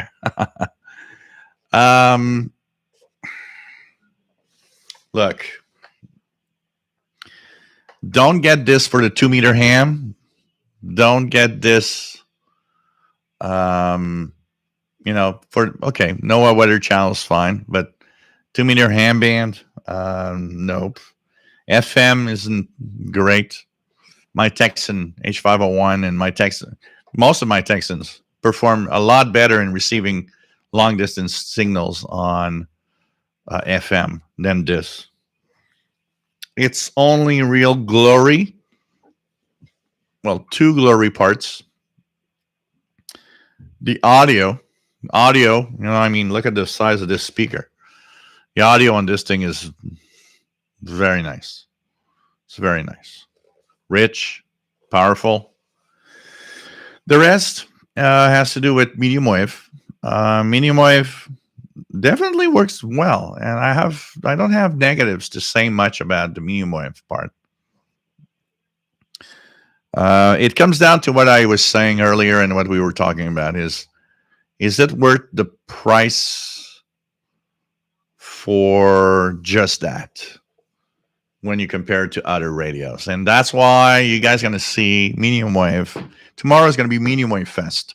There's going to be that radio. Sorry, I'm going to put it down if I can reach the floor. You're going to see medium wave fest with cheaper radios that will compare with it. And you guys will be able to see the results on the channel. It definitely is decent, and it definitely is. And with the audio quality, it definitely is a very nice radio. Is it a killer DX machine? I'm not in a killer mode of DX machines, but it definitely is a good one. And that I don't have any negatives to say about medium wave on it. I will just say that 2-meter, the squelch is way too long. It's what they call a squelch trail. It's like, why do I have to hear that for like a second before, when you end your transmission. Squelch should be much quicker than that. It is not super sensitive on FM. Now, that said, I'll have a little extra here. I live in a very heavy FM radio environment. Maybe it's just overloaded, and that's why it's not performing as good. But yet, my Texan do that job in the same environment. Some of them real cheaper than that. NOAA weather stations are coming in well. It's for a weather and weather alert station. I would say if you're looking for a kitchen radio and don't need shortwave, it's probably one of the great kitchen radios that you can get out there because it has the power supply inside. Plug it in. You've got a great kitchen counter receiver. Good on medium wave. Okay on FM. You've got weather alert if something happens. And novelty. You got 2-meter band. Although after listening for half an hour, you're going to be tired of that squelch thing. So let's say that that's pretty much what I would say on it. Man. John Beckham, thanks for more great reviews on the Texan PL330. Yeah, I haven't finished yet because I have still a few videos to post about, the great radios that are available for 2021. Dr. Sisop, we need to get Texan and St. Jean workers to come to this channel. Yep, absolutely. Absolutely. What else do we have?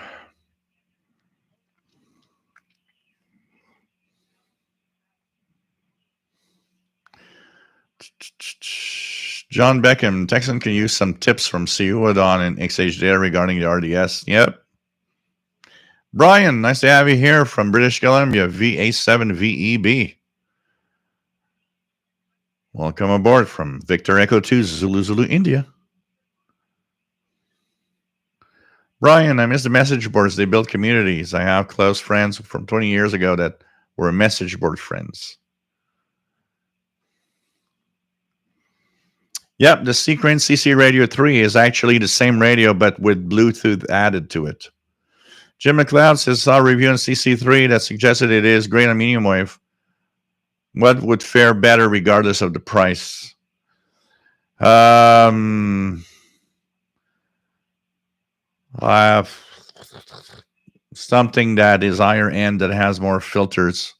The CC radio medium wave, the 2E that I have, I don't know about the 3, but I think it's pretty much the same, doesn't have bandwidths, and it would actually benefit from having a few bandwidths for separating stations, especially if you're trying to DX transatlantic medium wave.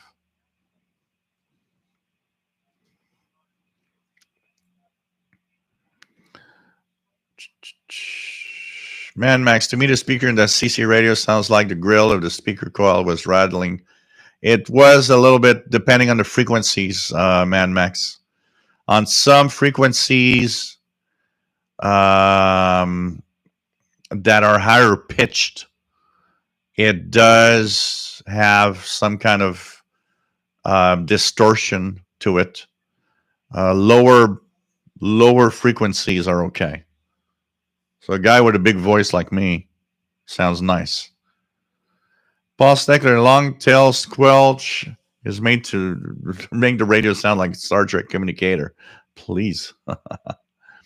We have Semi Homebrew, Old Faithful Radio Mania on 7325 in Virginia. We have Brent, Victor Echo 3, Golf X-Ray Delta. Nice to have you here from Brockville, Ontario. I am well, my friend. W8JB, nice to have you here, Jim, from North Carolina. Zen Farrow's video of tuning the MLA30 variable capacitor on the Facebook group. So if you guys want to see that. Stephen Wood, nice to have you on board. Passed your technician and general exam last night. Congratulations. John Beckham, you haven't heard you talk about your ATS 25 lately. Are you still enjoying it? Of course I am. And you'll be hearing. I am having, so what's going to happen in the next few days? I have my favorite best radios 2021, but I will have a category that I'm going to call my favorite kind of, unique out of the box radio or unique radios that are different from all the rest. And the ATS 25 is going to be in there. And once again, I'm going to show you guys. Ta-da! Got my ham radio exam certificate in the mail. So a week after. But yes, I am. I actually like my ATS 25. I see a lot of negative comments of people like, well, I don't like that thing. It's like, I like it. I like it. I've learned to use it and I like it. There's something about it that I find fun. Tim Mitchell, great show as always. Forward to it. This might be silly, but I think it'd be nice for viewers to see an illuminated UTC clock next to the on the air sign. Yeah, for a long time I had my clock, which I don't even know where it is right now with all the stuff that I did. But yeah, absolutely. That would be, that's a good idea. A nice clock. Absolutely. Man Max, on occasion I have to put an FM 88108 bandstop filter in line with an external antenna. Strong FM radios nearby, which causes all kinds of issues, even when on shortwave frequencies. Yep. Breakthrough. A lot of breakthrough on FM. I have that here all the time with the radios that can't cope with the strong signals. Thank you, John Beckham. Francis Moore, another fascinating broadcast. Take care. Take care, Francis. John Foley, greetings from central Massachusetts. I am a former shortwave listener, just getting back after 25 years. Well, you'll be surprised. It's a different hobby today, but there's still a lot of stuff to listen to. But 25 years is enough to see that big change. And of course, the big change also in noise level around us, which is a big problem, honestly. So that is also something to check for. So apart from that, what else do we have? There's, what did I want to talk about? So like last weekend, of course, that station that was for the centennial and 160 meters. First broadcast was the only one they did. Everything broke down after, which is kind of sad. What else do we have here?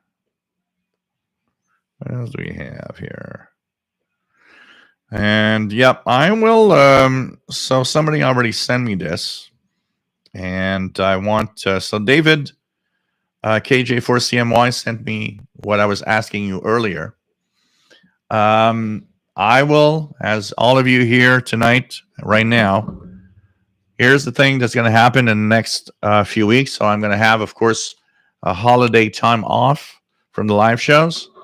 The last show for this year is next Wednesday, the 22nd of December. So we'll have this show. We have the show on Saturday. We have the show on Wednesday, the 22nd. Santa is probably going to be here. He hasn't confirmed yet, but I have a hunch that Santa is going to be here on the 22nd. Now, the thing that I want to ask all of you for that special show is I would like all of you to send me one of your greatest Christmas memories of any kind. It could be a radio you had for Christmas that you were so happy to have as a child. It could be a radio related moment of something on the air at that time. I will have my own stories. I want as many of you to send me your Christmas memories to official shortwave radio at gmail.com.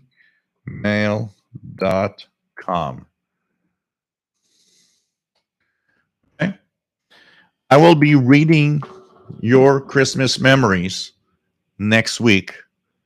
And maybe Santa will be reading them if all goes well. So here, I'll have a hint for you guys. If all goes well, hint, hint, there's something here on the chair. I guess Santa decided to change here. He was in the neighborhood today and he decided, well, I need to change. Can I leave my suit here before I come back? You guys be surprised what Santa looks without his suit on. So, anyways, I want to have your stories. I would like to have as many stories as possible, short or long. And I want you guys to send me your memories of Christmas. And I actually took the time in the past couple of weeks to think a little more about it.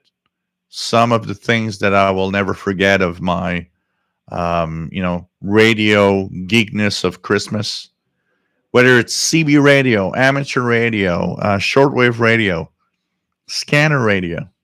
Share your memories. Share what you had to say and what, beautiful moment you had. And it doesn't matter how you write it. It doesn't, you know what? Well, I'll make sense of it. And I want to have your Christmas memories for next week. And I think that would be a lot of fun. And I think sharing among us some of our best moments is definitely something we're gonna have a great time. I'll be reading your emails, and there's, I'm sure for a lot of us, some great memories coming out of the holiday season, radio, things that could be, a little moment in time that for you is one of the important things that you just, maybe have more than one story. Go ahead, write me a book. I'll be happy to read that next week. I think it's going to be a lot of fun. And I had a crazy idea for it. So I don't know. We're going to check that out for next week. So, that's going to be the last show of the year next week on the 22nd. I will be taking on, of course, the holiday off from the live shows. So I'll be taking, Saturday and the 2 Saturdays, which are Christmas Day and New Year's Day, going to be taking it easy. Of course, the Wednesday show is going to be off also. It's going to take it easy. And we'll be back in the early, January with our first show of the year. And looking forward for a new year and new opportunities, new things. I think this is going to be very, very interesting to check it out. But I do want to have your Christmas memories. Okay? It's very important.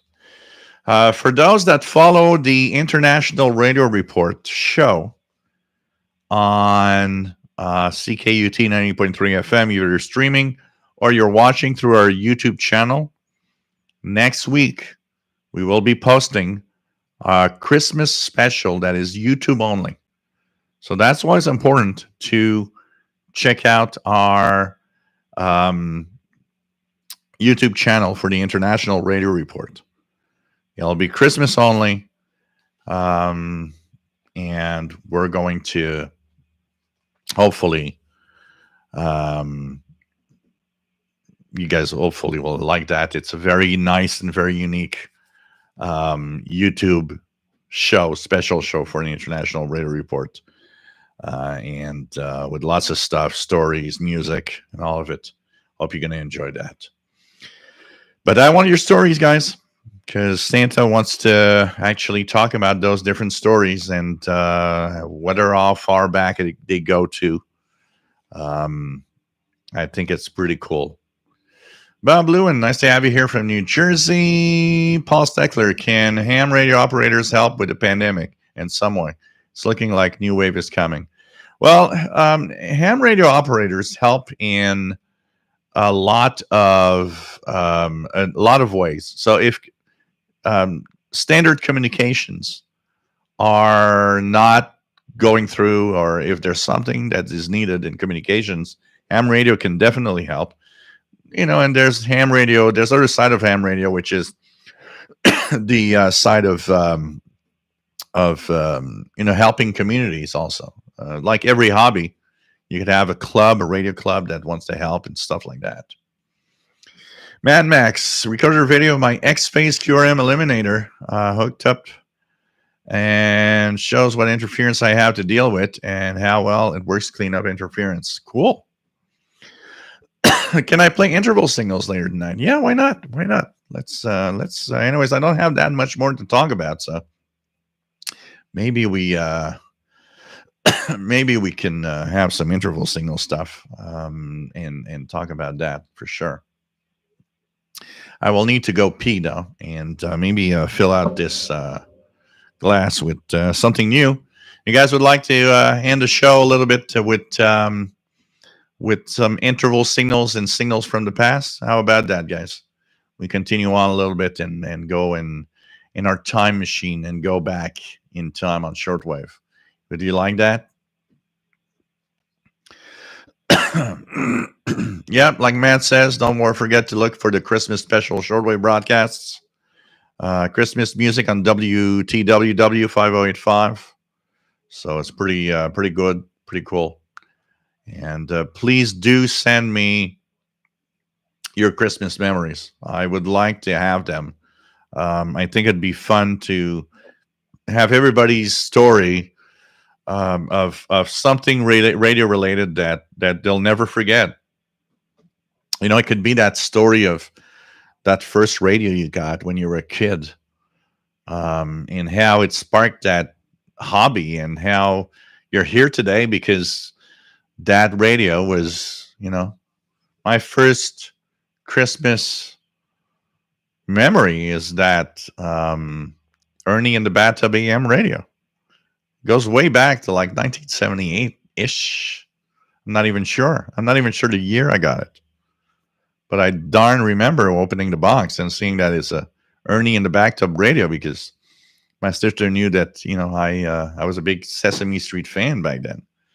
So, we'll have these stories next year, next week. I'll have a few of them. I have a few things that are kind of interesting to think about radio wise. And some of them are, to give you guys ideas, by the way. It could be a radio you had. It could be some radio related technology you had at Christmas. It could be recent. It could be far away in time. It could be something you heard on the radio in the holiday season that you'll never forget. Don't forget that. You might have not had a gift or anything, but you might have heard something in the holiday season that was related to radio that you'll never forget, that helped you out in some way, that was a great thing that you thought was fantastic to hear with radio. So anything that has a radio in it of any way, but that has some fond memory for holidays, I think that'd be a lot of fun to have your stories there. And I'll post the same question, the same comment on the Facebook group. I'll do a video with the stories that I would like to have, so that we have the maximum amount of stories for next week. And I think it's going to be a lot of fun for sure. So I think Christmas memories is going to be great. And, it might bring us back into some nostalgic moments. I got a few of them, and, we're older today. We're but we still have that memory, and it's like so cool. It could be that ham contact that's just like for the first time in your life, you heard, whatever island in the South Pacific while it was minus 25 at your shack. It's like, wow, that is a fond memory. It is a fond memory of, I remember when I was in wintertime was always kind of special, seeing the winter storm outside and hearing Tahiti in the 80s is like, whoa, this is special,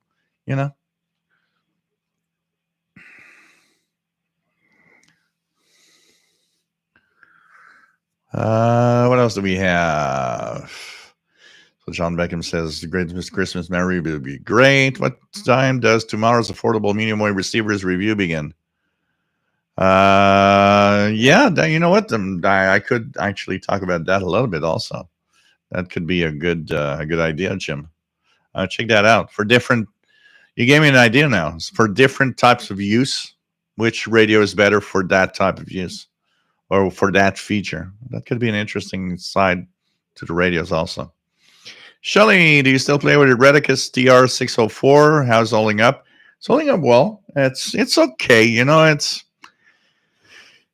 not going to make the top list of the best radios for the year, but it's okay. It's for what it is, and as an elderly, as they say in the instructions, I should be able to use it well and be happy with somebody.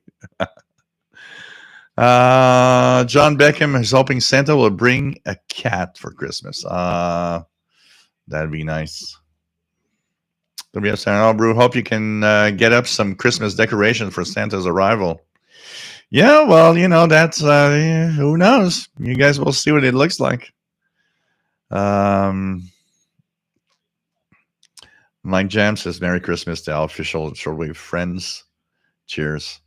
St. Pharaoh's one Christmas story I can give you is when I was a kid and listened to Gene Shepard on WOR 710 and heard the original broadcast Christmas story. Send me that in detail. Dave Farlow, for modern radios that have full shortwave coverage, are there any that actually scan from 1711 to 29999? Yeah, well, you don't want to have a radio that scans that, honestly. There's a reason behind they scan the international broadcast bands is because all the rest is utilities or ham bands. They're going to miss out on so many stuff because most of the communications there are intermittent. Honestly, I do not see a very, I don't see a use for scanning the full shortwave coverage because it's going to miss out on too many things.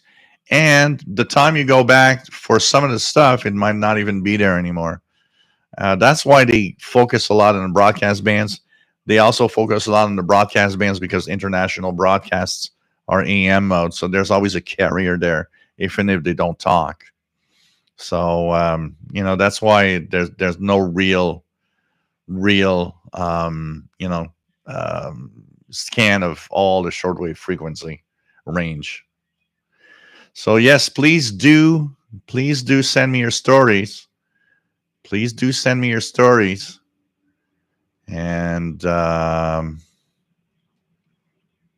think it's gonna be nice. So guys, I'm gonna go fill up my glass, go pee. I'll leave you with the soothing sounds of something on 6180 that's talking. It's China Radio International, actually. It's on 6,000. Even maybe Radio Vanna Cuba can be more interesting. Yeah, more or less.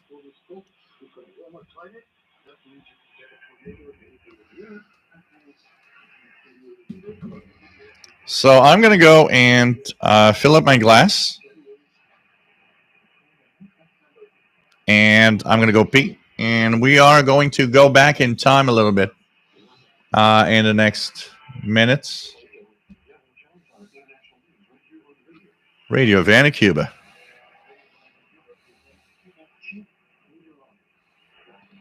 Oh, yeah, the Cuban weather with Montreal in it. So I'm back in a few minutes, guys.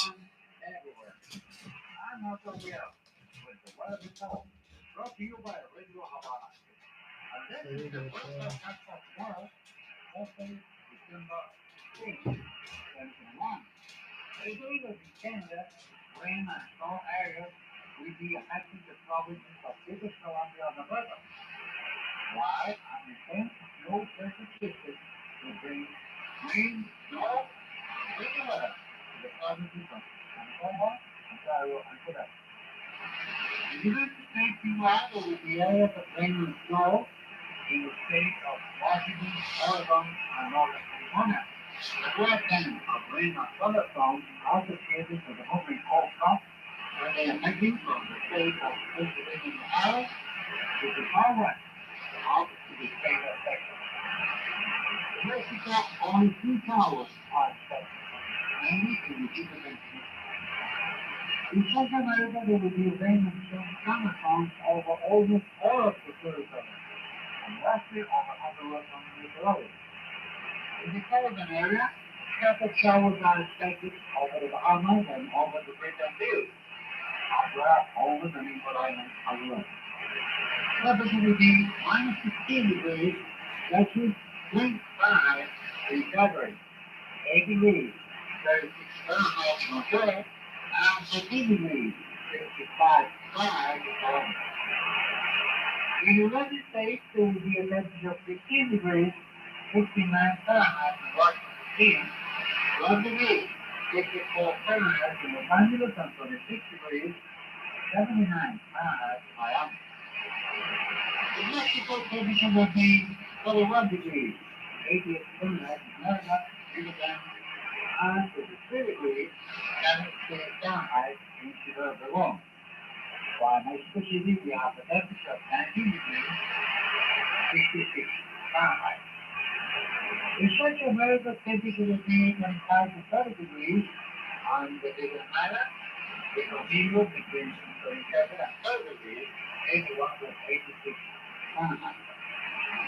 In Cuba, a temperature of 30 degrees, 86 Fahrenheit, 45 in Havana, 29 degrees, 84 Fahrenheit, Florida, Riyadh, as well as 36 degrees, 75 Fahrenheit in Santa Maria, Maricopa, and Iowa. And this was the weather report. See you all tomorrow, and may all of you have a very happy day. The weather report. Yes, cannot keep you on.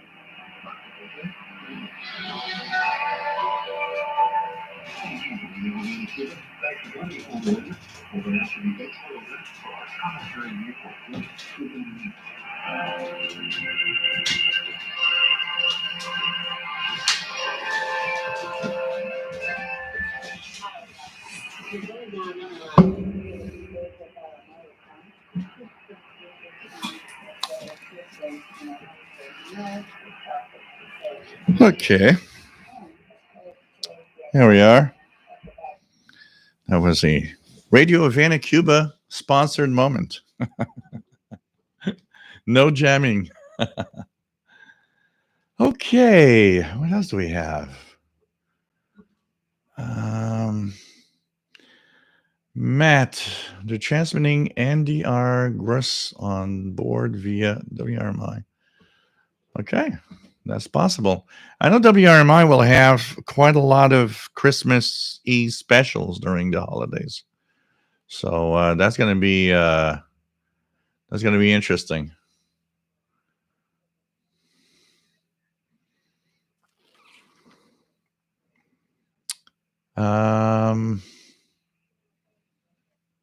What else do we have? Is this the hockey channel? The only time I score is in a bar or on shortwave, and I won't go into the bar thing. Imagine shortwave broadcast in FM mode. Well, there is on the 10-meter band, but that's it. Metalunar, I'm not super familiar with typical ham slang, but I heard recently the wife of a ham referred to herself as is XYL. Anyone heard this before and know what the acronym stands for? Yep. The XYL simply means his wife. As simple as that. The YL is technically a woman, but the XYL is in general the wife of the ham.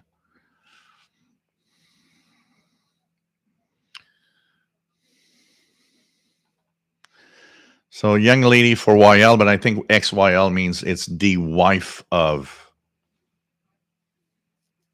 And I don't know why an X either. It sounds more like the ex-wife.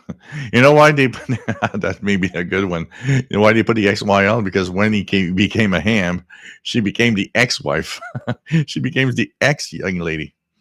So I had my ham ticket, and now it's the ex young lady. Oh man.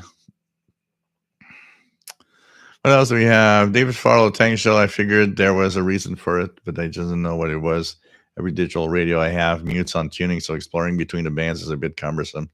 Yeah, what the muting, when you'd use the tuning knob and the muting is definitely a problem. And that definitely is something that is kind of sad about today's radios. Racing King, nice to have you here.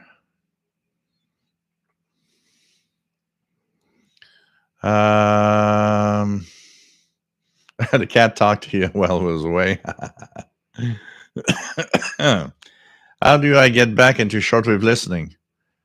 Drew Bard, you buy a radio and you follow this place.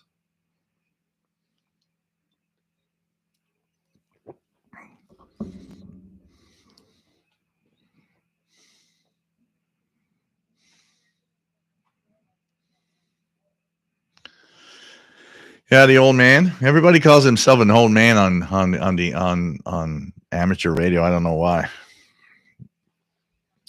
It's like, yeah, we're all old man. Do I look like an old man? Yes, I do with my beard. Hey, Kimberly, just for you, I wanted to show you earlier. I think I can do it without breaking anything. And I don't know if it's going to be that nice because of the lighting, but Kimberly in California, just for you, the snow that fell tonight outdoors. Here we go. Here we go. Here we go. It should be visible. Here we go. That's the snow we have. And right now it's +3. Temperature has actually gone up. So we went from freezing rain to regular rain, which means tomorrow we won't have any snow on the ground anymore. So that's just for you. Kimberly has privileges. She has a look out the window. Oh, God. Okay. Shortwave listening for dummies. It does make sense, technically. So, yeah, cold white stuff. I have no problem with that. I actually rather have that than rain at this time of the year. I can tell you that. Okay. How about we go back in time a little bit? You guys want to see what we had in the past? Let me go to go here, and if everybody has a request of some interval signal or some station that I could find something on, I'm using two different outlets here to get the audio, YouTube and interval signals online. So let's start the night with at random this, and let's see how you guys like this, and maybe you could have some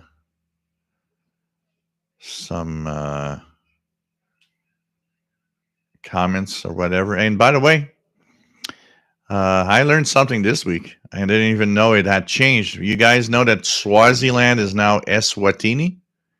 Eswatini is Swaziland. So that's the first, and I saw that somebody posted in the shortwave group that he heard something from Eswatini. So here we go. First of the night is going to be something that some of you know what it is. Oops, wrong output. The output needs to be through the console. And here we go. And now it should be okay. So what station is this for those that might have been on back in the past? One of my favorite stations, by the way.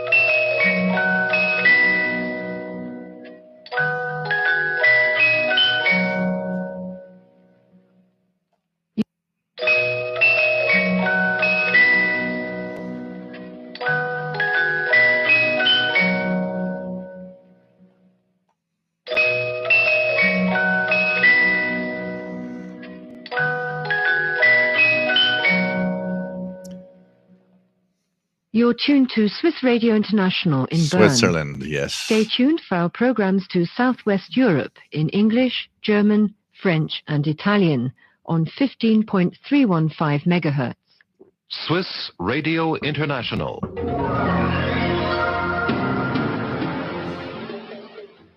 So that was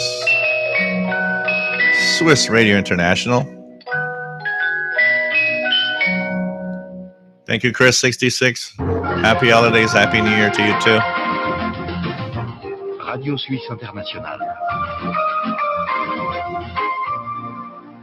Le journal Vandayanka. Has different languages. Canadian Radio TV guy recently set up the RTL SDR dongle with HD SDR and found out it was a fake. A lot of them going on. Schweizer Radio International. Well, with the temperature we're going to have, Matt, tomorrow, we're going to have no snow tomorrow.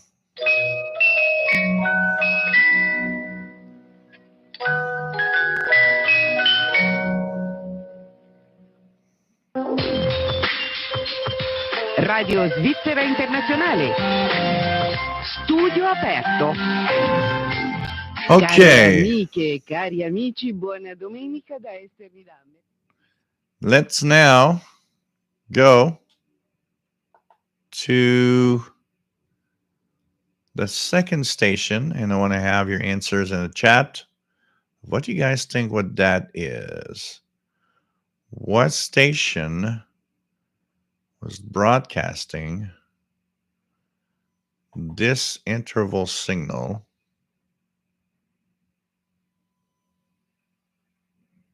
back? So this one is from 1989. So here we go.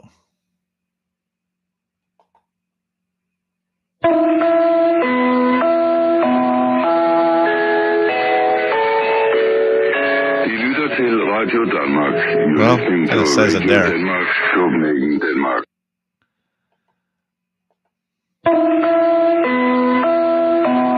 Radio Denmark.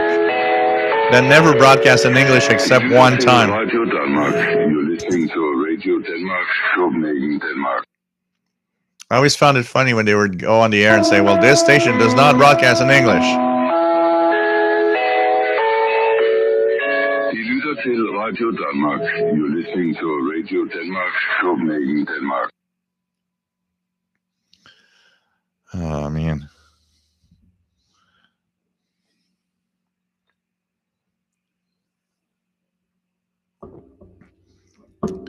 Mad Max says, yeah, I was afraid of getting a fake RTL SDR, so instead I just Googling around, I directly, yeah.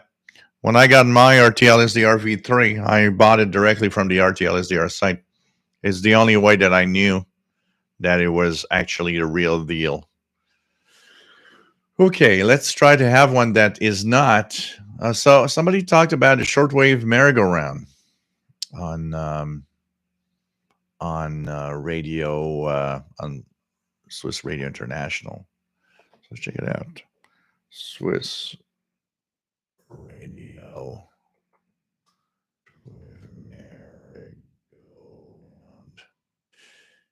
Go. What does it say here? So,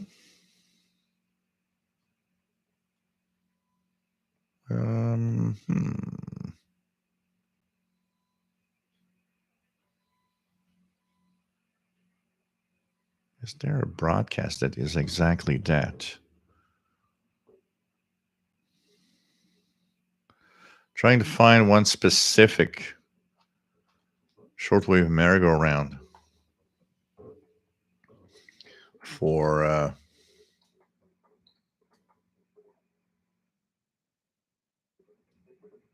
see if I can get something very specific. Yeah, seems that it's a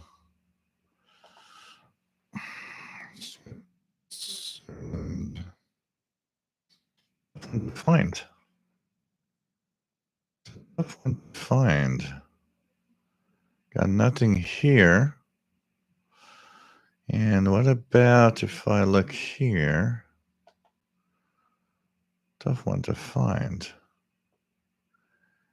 Yep. So put your interval signal and all of that in the in the chat, and as I go down and I find your interval signal of choice, I will play it. If you guys want to hear one. So I can't find anything that has a shortwave merry-go-round in it, though. Oh, okay. Paul Steckler, Radio Berlin International always made me think of baseball for some reason. Okay, let's play a little Radio Berlin International here. Let's go here, and let's go to Germany,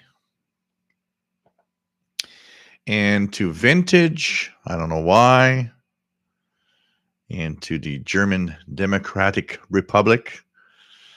Don't you guys ever found that so funny that every single communist country in the world always has democratic in its name? Yeah. So, Radio Berlin International.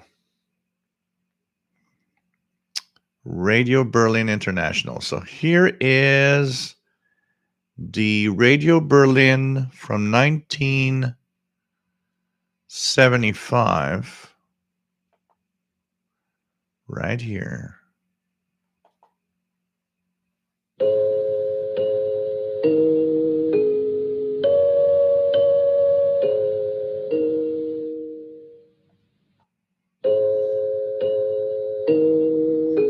Man, I do remember this so much from back then.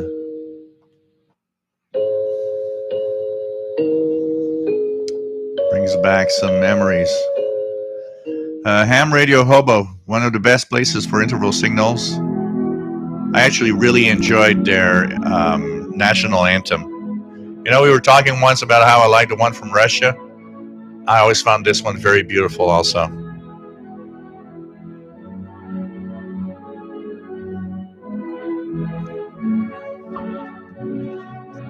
Hey, comrades, let's march together.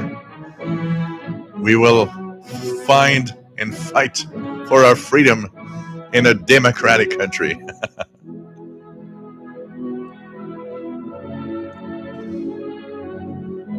And brings back a lot of memories. This is nostalgia time, I can tell you that. So Ham Radio Hobo, intervalsignals.net has almost everything.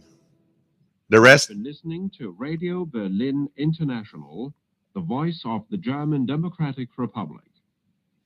Our English transmissions to Southeast Asia go out daily from 6:45 to 7:30 hours GMT on 15.425 megahertz in the 90-meter band and on 17.700 megahertz in the 16-meter band. From 12 to 12:45 hours GMT on 17.700 megahertz in the 16-meter band, on 11.965 megahertz in the 25-meter band, and on 15.320 megahertz in the 19-meter band. Man. From 14 to 14:45 These hours schedules at the time GMT and the frequencies they use, on pretty crazy. 17.700 megahertz in the 16-meter band. Brent, And on V3GXD. Anybody ordered the World Radio TV Handbook 2022? And from 15:30 to Jason Francis says got a fig one, didn't work, and the seller refunded me. Pretty lucky. Megahertz in the 25-meter band. John Beckham, Radio We gladly Prague. invite your comments, questions, and suggestions on Radio our Prague, programs, which Czechoslovakia. you would please mail to Radio Berlin International, German Democratic Republic. Goodbye. You know, it and would be a thank fun you for experiment to listening. do today is if I would put in the mail an envelope, put Radio Berlin International, German Democratic Republic, stamp it, and ask for some information, put it in the mailbox. If I would ever receive anything, apart from the letter coming back to me saying, no, there's no such thing as a GDR today. So, Radio Prague external service from 1985. The interval signal is called forward left, by the way. So, this is Radio Prague, Czechoslovakia, 1985.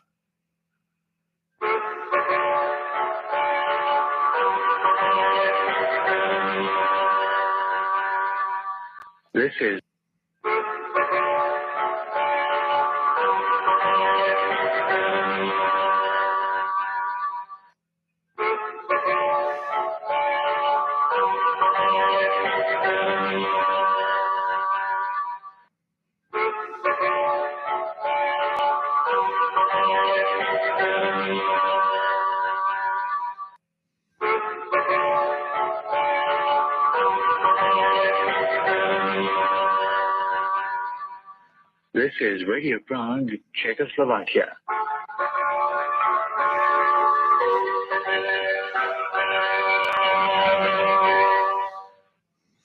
Dr. Sisop here in KTWR Guam is going off the air soon, and services will move to another station in Micronesia. Really? It's kind of interesting.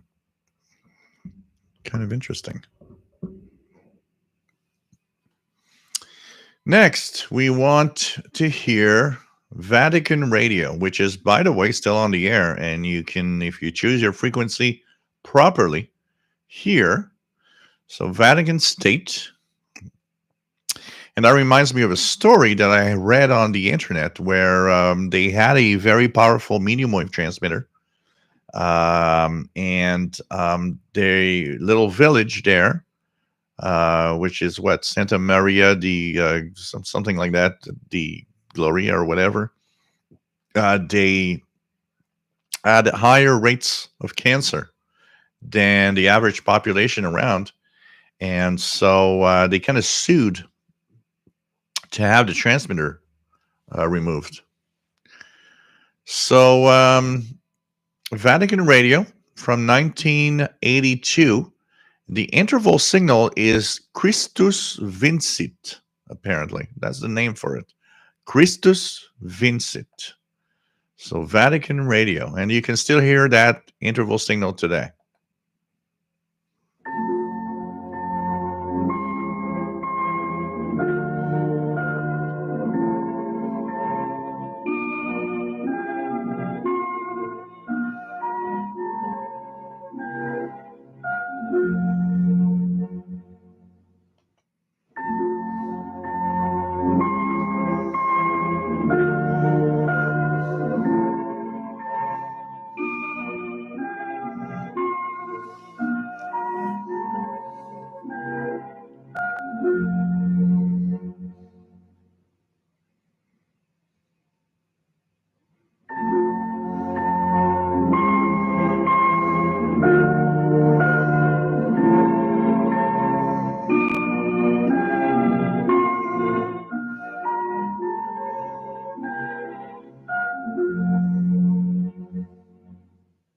Laudetur Jesus Christus. This is Vatican Radio.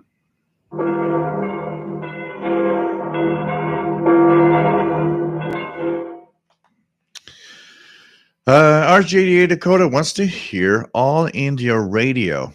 All India Radio. And here's the General Overseas Service. Now, what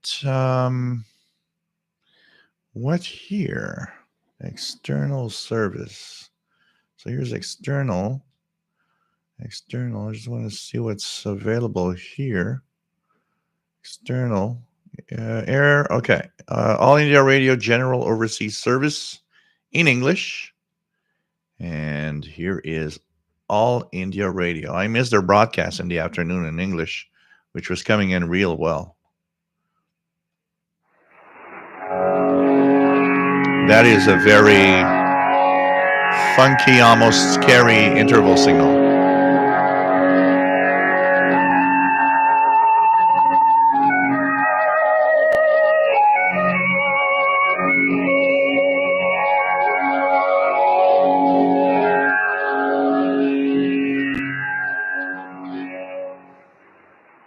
नमस्कार This is the General Overseas Service of All India Radio, welcoming listeners in East, West and Northwest Africa, West Europe and the United Kingdom.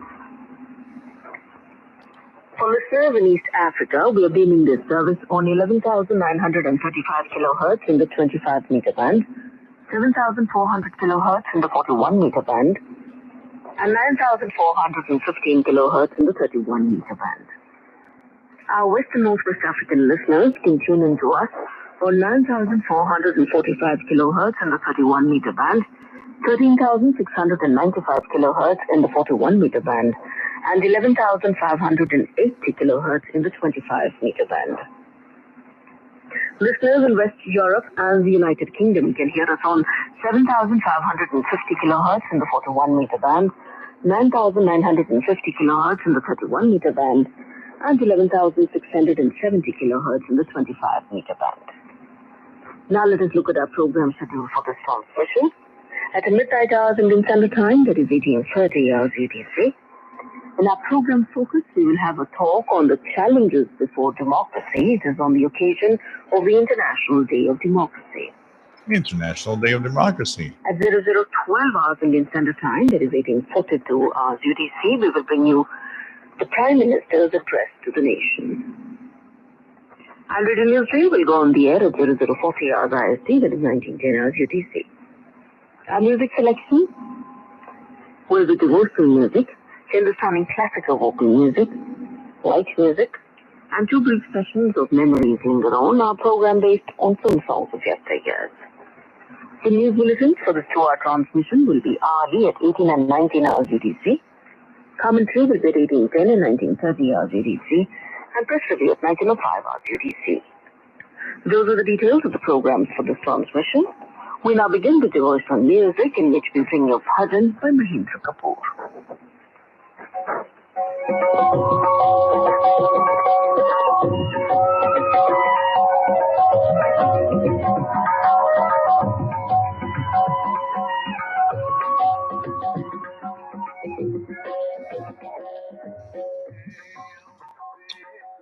Very unique transmission from All India Radio.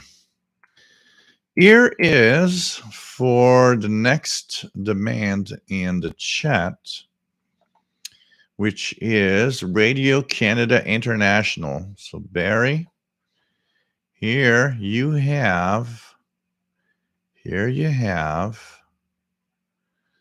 the, let's check it out here. Let's go back far in time a little bit.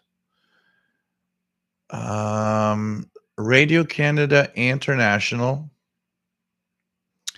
and it is from 1981. Fifth place with the song Everybody's most up-to-date national chart, and the single Seen the Police have dropped down to 5th place with the song Every Little Thing She Does Is Magic.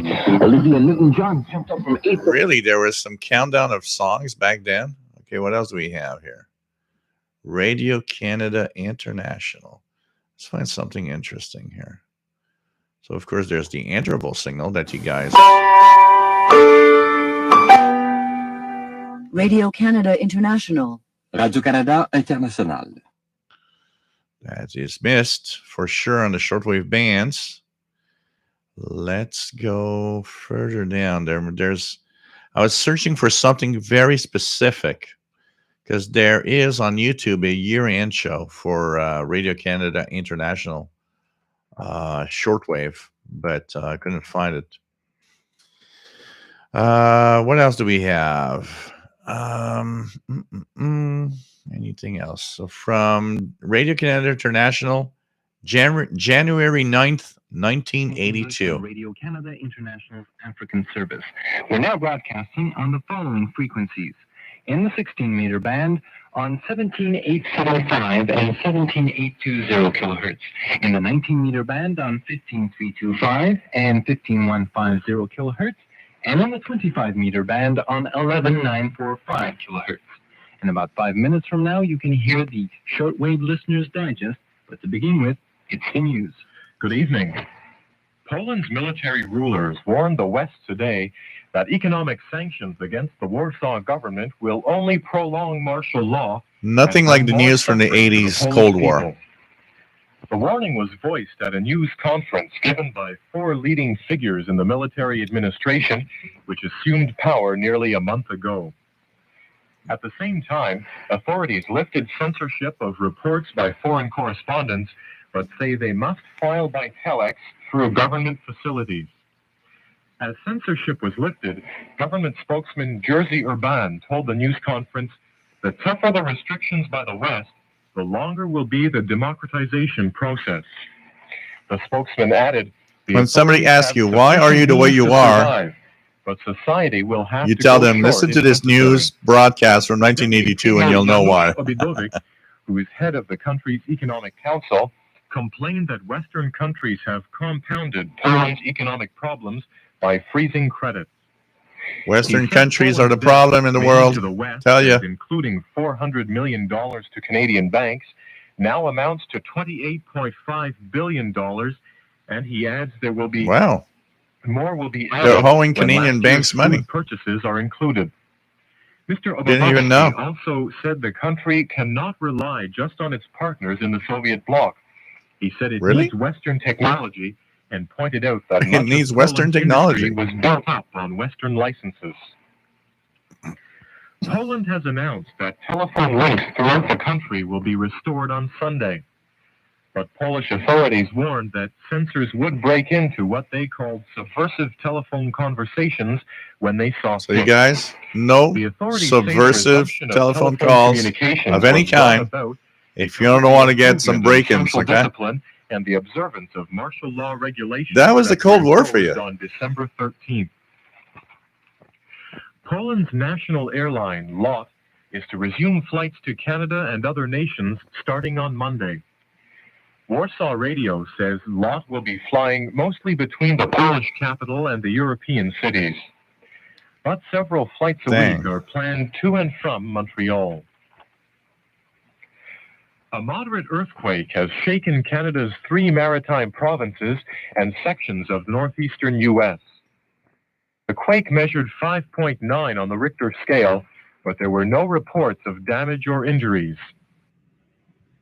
Wow, there's a truck that's passing for snow. WYFR. WYFR is asked. That was definitely one. That was my first QSL card, by the way. WYFR shortwave was my first ever QSL card. They're going too quick. I would have loved to show Kimberly the little trucks passing on the sidewalk to move the snow. So WYFR. Sorry, guys. WYFR. Let's go here. United States of America. United States. Here we go. Commercial and other stations. And let's go to WYFR. Here we go. Vintage from the year 2000. That's not that long before they actually were purchased by WRMI. The interval signal is called "To God Be the Glory." And here we go. Sharing the gospel through sermon and song, this is Family Radio.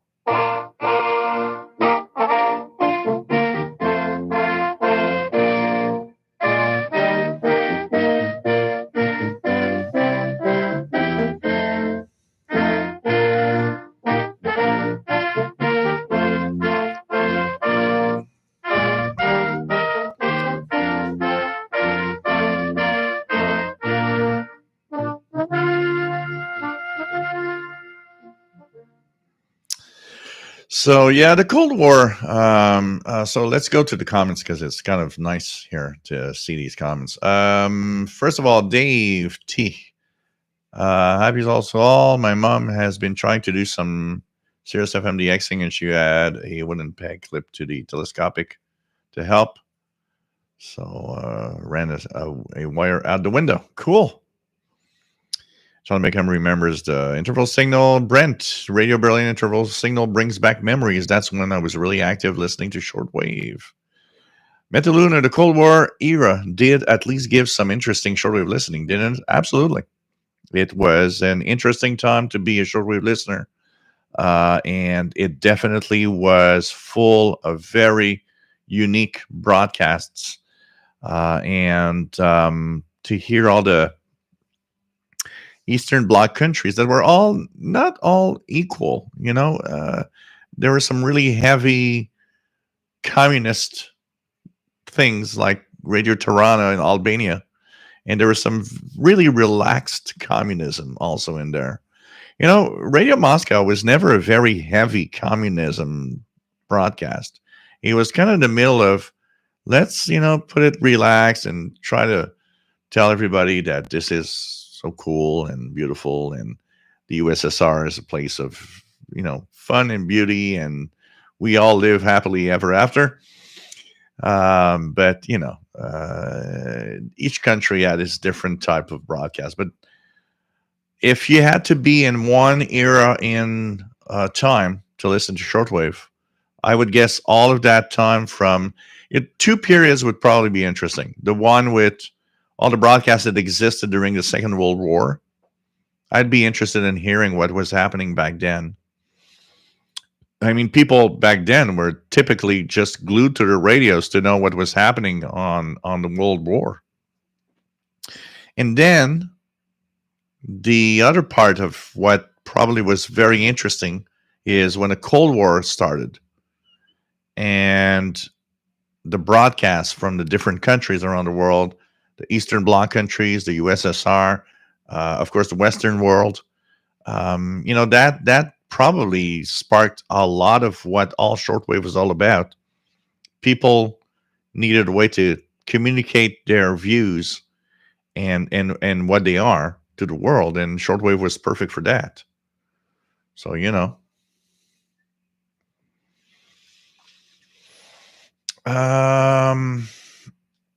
no, I can tell you that back then there was a lot of good days where the broadcasts were so clear and so good. I can tell you that.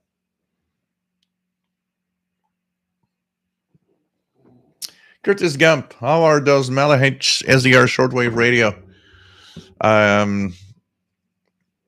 Look, the original one is probably the one to get because it's the one that works the best. There are some Chinese ones that are kind of interesting. But there you got to be careful what you're going to choose. John Beckham, shortwave listening the way it used to be. Yes, absolutely, Mickey Delmage. Today's interval signal for Vatican radio is slightly different. Absolutely. It does have a slightly different. It's more of an electronic version of it also than in the past. But it still sounds roughly the same, no bells, and more of an electronic version, modern version of it. Absolutely. What else do we have? First time I heard All India Radio, I was like, wow, this sounds like some kind of Pink Floyd intro.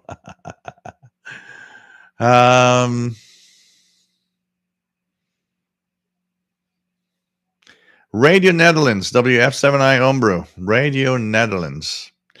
So let's, for Radio Netherlands, let's go here. Because there's all sorts of things. So Netherlands, I can get it there, but how about radio and shortwave? See the results. So, wow, this one's interesting. Radio Netherlands, I never knew they were on that frequency range. Radio Netherlands on 25 megahertz, 11 meter band in 1972. Whoa, I didn't even know. 1972 in the 25 megahertz range. 25620 in Dutch.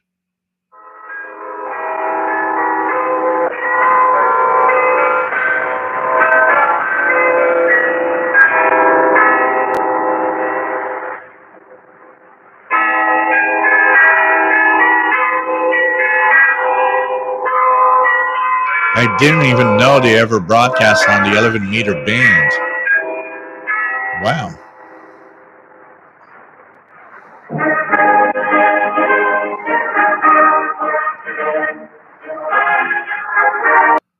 Okay, this is a recording, by the way, by Rob Wagner, and he's got even a QSL card from it. Oh, wow. And here is Radio Netherlands, Hilversum, Tom Mayer, Happy Station Show. We do. By the way, I was listening to the show last. It seems to be a little bit accelerated in a funky way. September 26, 1982 on this one. On shortwave from Hilversum in Holland, this is Radio Netherlands, the Dutch International Service. It's Sunday and time for the Happy Station Show, produced and presented by Tom Meyer.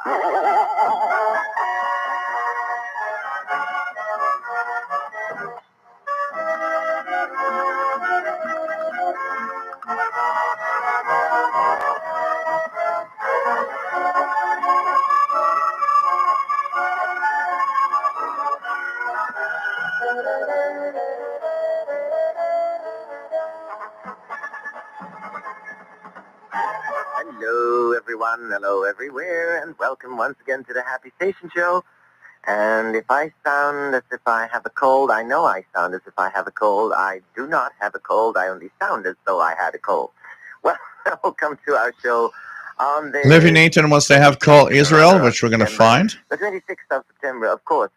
Yes, and we recorded this show on the 21st. I almost never tell you the date of recording, but I have to today because the 21st, of course, was the official beginning of autumn. I won't go on lamenting about autumn because I've done so often enough, but I just wanted to tell you what the date of recording was so that you'll understand if we're in a bit of a mood.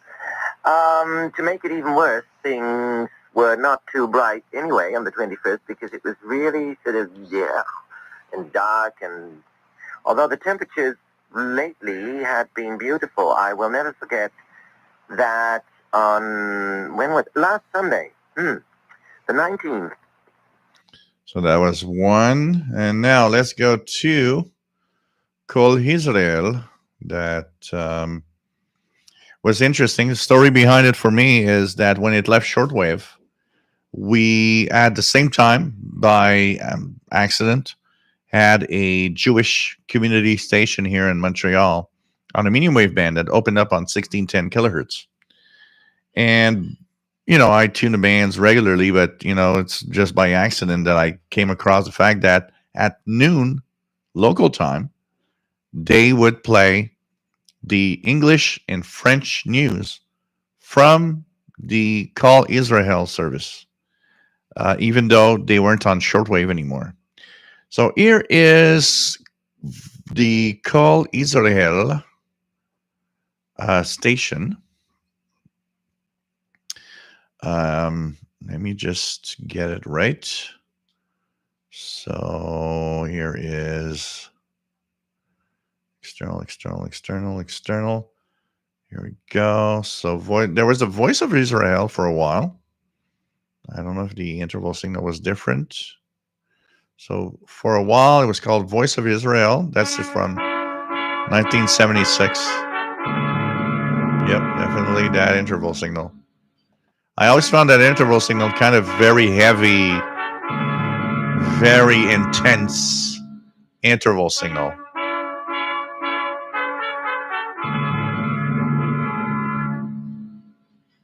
This is Israel broadcasting from Jerusalem. Good morning, everyone. The time is 7 o'clock, 05 hours, Greenwich Mean Time. Yisrael ditzin Yiddish von Jerusalem. Shalom und a guten Abend all unsere Zuhörer. I listen to Call Israel regularly. When I got my Realistic DX100, they had a North America service in the evening. And I remember that evening, one of the first stations, it was not the first, but one of the stations that evening, Call Israel was one of my stations I heard that evening.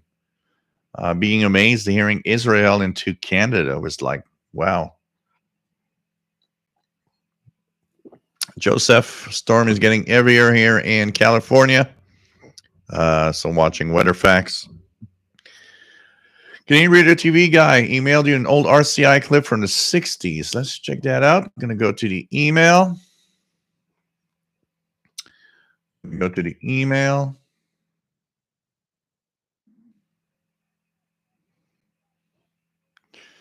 And see if I have something. Where do you email it? Official shortwave radio at gmail.com? Because I don't have it here. That's where I'm looking at. Canadian Radio TV guy. Jeffrey Naylor, nice to have you here. David C. Stearns, Public Communications, Monitoring Times, got me into shortwave in the middle 80s. Fun times on shortwave. Great former publications too. John Beckham says, is it my imagination or what? But it seems that shortwave radio stations of yesterday were louder sounding. Perhaps the station back then were basically utilizing more wattage than possibly.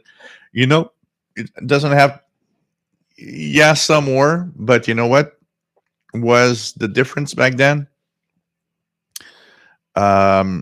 Stations, what's missing in North America particularly is stations that are broadcasting towards us. So what's happening is that we're not a target area for most broadcasts. That's why everything's weak, because they're broadcasting to Africa and we're getting that, side signal, which is much weaker. In Africa, they're strong.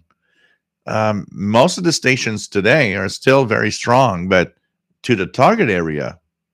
So a lot of it has to do with all the stations were still broadcasting to us in North America and directing their signal towards us.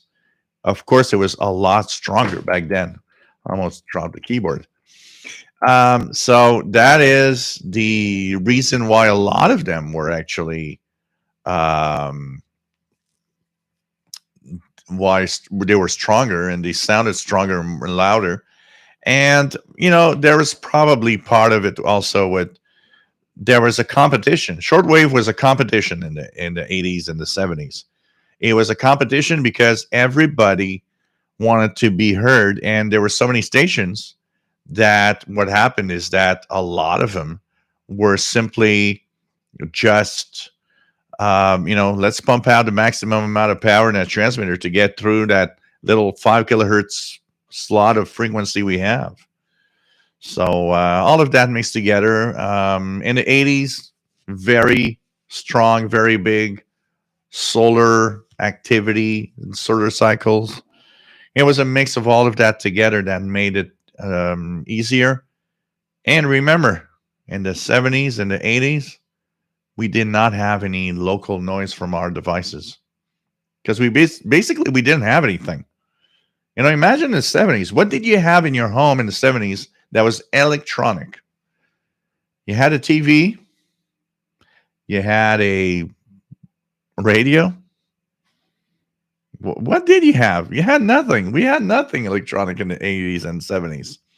I got my first computer in 83-ish, which was a VIC-20, but before that, what electronic device did we have? Nothing. We had nothing. We had TVs, we had radios, we had a stereo system. All of that was analog, no chips. The power supplies in there were all big, heavy transformers that generated no noise at all. We didn't have electronics. We never had as much electronics in our home as today. What do you have today? You got the cable box, satellite box, the modem, you've got the router, you've got a computer, you got maybe more than one computer, you got the big screen TVs. It's like all of that is so different today. Back then we had nothing. We had a radio and a TV and we were happy. And when nothing was on, we just go outside and play. That made a difference in the noise level also. So that also helps in making things louder sounding. Remove the noise for 24 hours at your location, John. And even the stations that are not even broadcasting towards you, I bet you're going to be like, wow, they're strong. They're louder. It's a mix of all of that together. All of that together. RJDA Dakota, never heard Holland that high, but heard Switzerland on 11 as well as Radio RSA. Yeah, Radio RSA. I have my QSL card. Proud QSL card.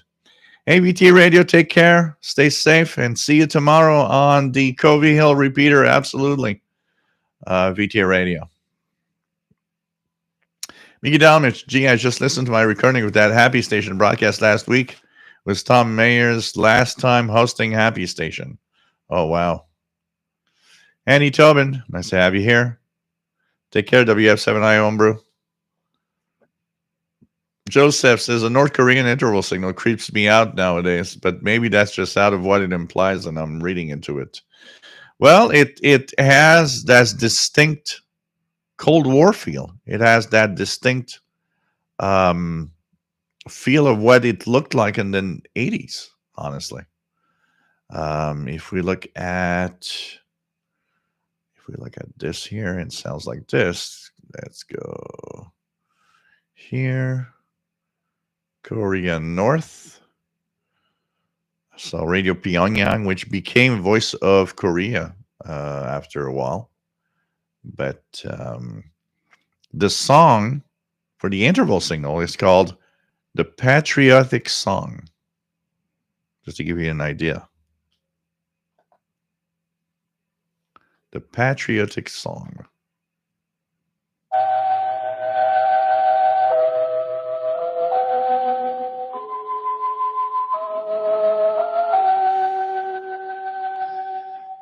That interval signal is very representative of the 70s, 80s shortwave time. This is Radio Pyongyang of the Democratic People's Republic of Korea. Now, that must be a good country. It's a Democratic Republic of Korea. I knew it. That was a good country. This is Radio Pyongyang of the Democratic People's Republic of Korea. Dear listeners, we now begin the English language service from Pyongyang, the capital of the Democratic People's Republic of Korea.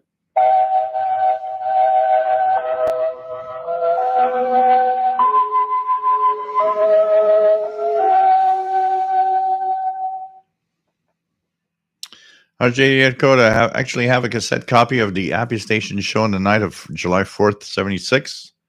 Radio Netherlands actually did a nice bicentennial show that I still have. Wow, cool. That is cool. Let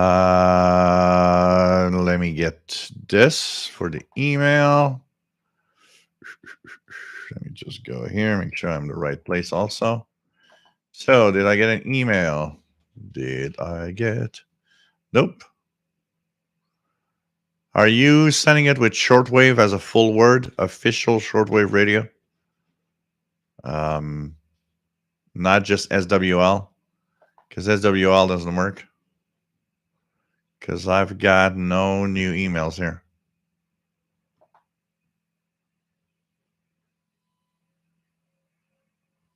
This is weird. Why is that?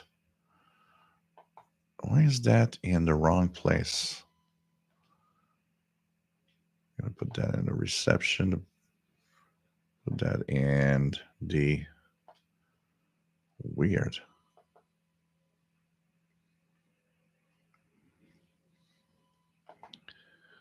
To inbox. So I got to remember that. Barry, take care. 73, 11-8, and thank you, Joel. Call is the Hebrew word for voice, and the music of the interval signal is part of the Israel anthem. The intro you reproduced was in the Yiddish language from European Jewish people. Cool. Official shortwave radio. There's the radio missing in front of it, Canadian Radio TV guy. John Beckham, great explanation about shortwave radio signals from yesterday versus today. Thanks much, as it makes sense, including noise. Brent, take care. 73, stay safe. Stay safe. Take care, V2FGJ. Juan Antonini, nice to have you on board from Argentina. ¿Cómo está, mi amigo?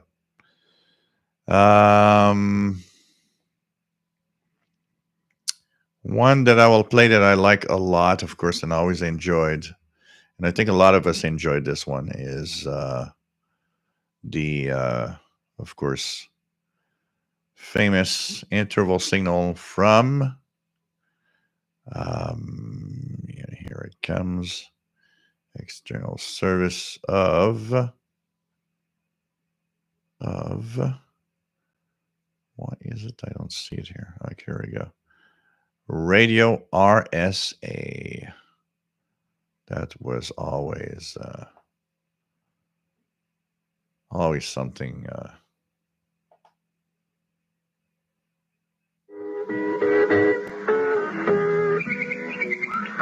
I remember finding that very exotic. Turning on my DX100 and hearing that, for me, was extremely exotic. I was hearing something from South Africa. It was just mind-boggling in my head that I could hear a signal from so far away, and with the low radio. And I remember back then, no wires, nothing, just a little telescopic in the back of the DX100, and it was as clear as this. It was really as clear as this.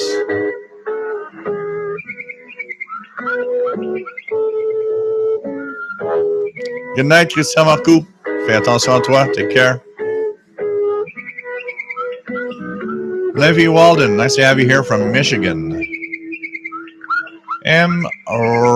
Mr. Audio, Texan PL330, and I don't get good shortwave radio signals with it. Would upgrading to a S2000 SSB radio a good investment? If you don't get nothing on the PL330, you'll get nothing on the S2000. It doesn't have to do with the radio. It has to do with you have too much noise and maybe need to either move or have a better antenna. South Africa from Johannesburg.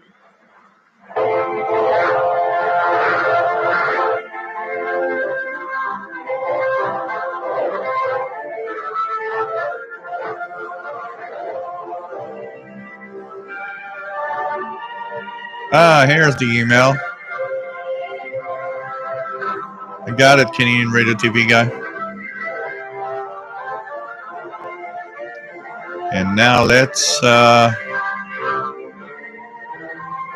man, that brings me back in time, I can tell you that.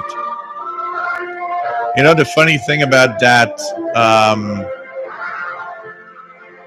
that interval signal and this intro brings me back in 1982 when my mom, I would be listening to my DX100 and on a Sunday night and thinking that I had to go to school on a Monday morning. And Sunday night, I still remember my mom was watching, while I was listening to Radio RSA, my mom was watching the lineup of shows on TV, and she'd be listening to Alice, One Day at a Time, and the Jeffersons, which was her Sunday night, sitcom listening that she would enjoy. And at the same time as she was watching that, I was listening to Radio RSA and whatever other broadcast was there. So here is, the old interval signal. You could hear the propagation fading and everything. Ici Radio-Canada International. Il est 20h GMT et nous diffusons en ce moment de Montréal au Canada vers l'Europe sur 15 325, wow. 11 720 et 9605 kHz. Nous invitons cordialement tous les auditeurs de cette émission à nous faire part de leurs commentaires et suggestions en nous écrivant au Club des Amis de Radio-Canada, boîte postale 6000, Montréal 101, Québec, Canada. Je répète que nous diffusons en ce moment vers l'Europe sur 15 325, 11 620 et 9 605 kHz.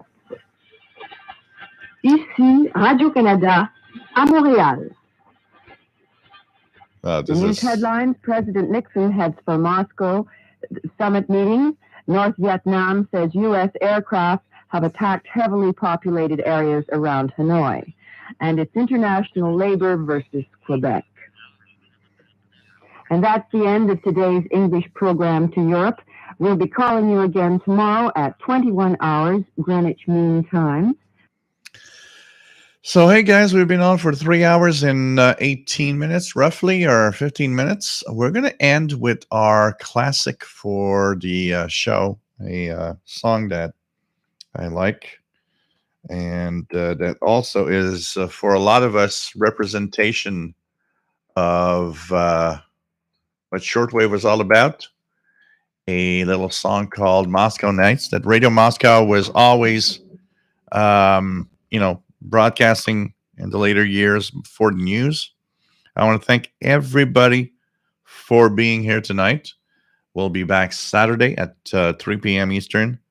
That's 20 hours Universal Time. Remember that Santa will probably be here in a week from now. I want to have your stories. I want to have everybody send me your stories of what, some souvenir, Christmas souvenir, story that is, something that is important to you, related to radio in any way. And just make sure that you send in those stories so that we can actually, I can actually read them. Well, maybe Santa will be reading them on the air, for sure. And just do this. Let's put the colored lights a little bit. So I want to thank everybody for being here tonight. It was a lot of fun. We ended with some nostalgia, and here's a little more nostalgia. Thanks for being great fans, and it's always cool to have everybody on board. Thanks for being here. Pretty cool. Levy Walden, just realized I can get a French station from West Michigan, 860. Yes, from Toronto. 860 is the CBC, Canadian Broadcasting Corporation from Toronto. I hear it really well here in Montreal also. It's in Toronto, Ontario. John Bickham loves going back in time. Thank you. Cool. Thanks, everybody. Always nice to have all of you here. So this is Moscow Nights, of course.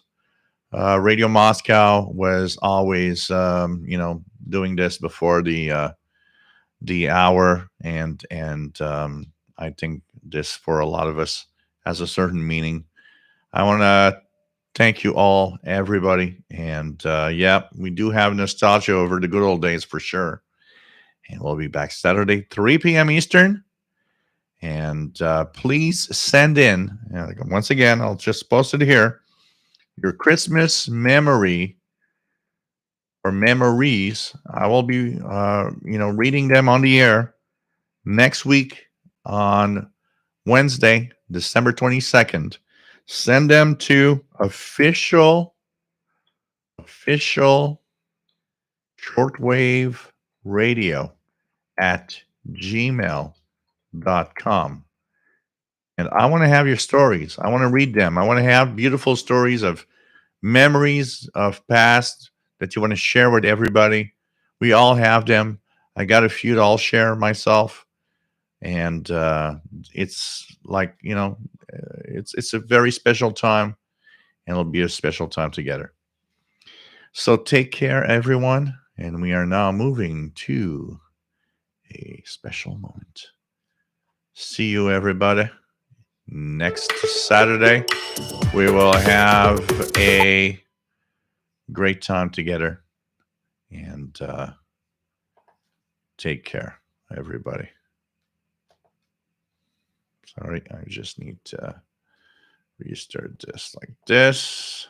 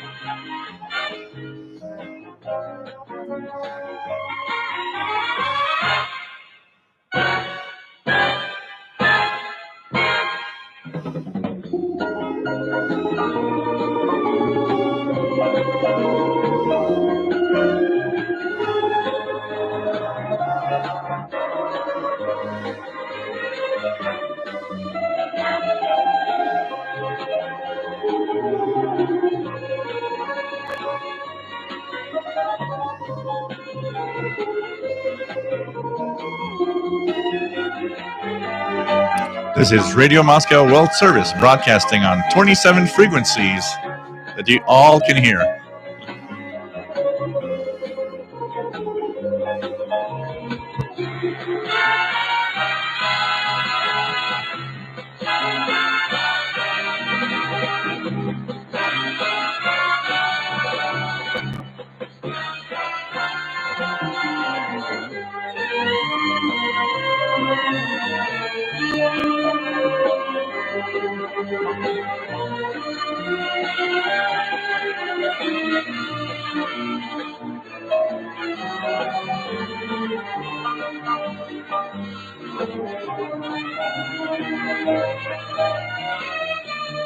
This is Victor Echo to Zulu Zulu India, saying 73.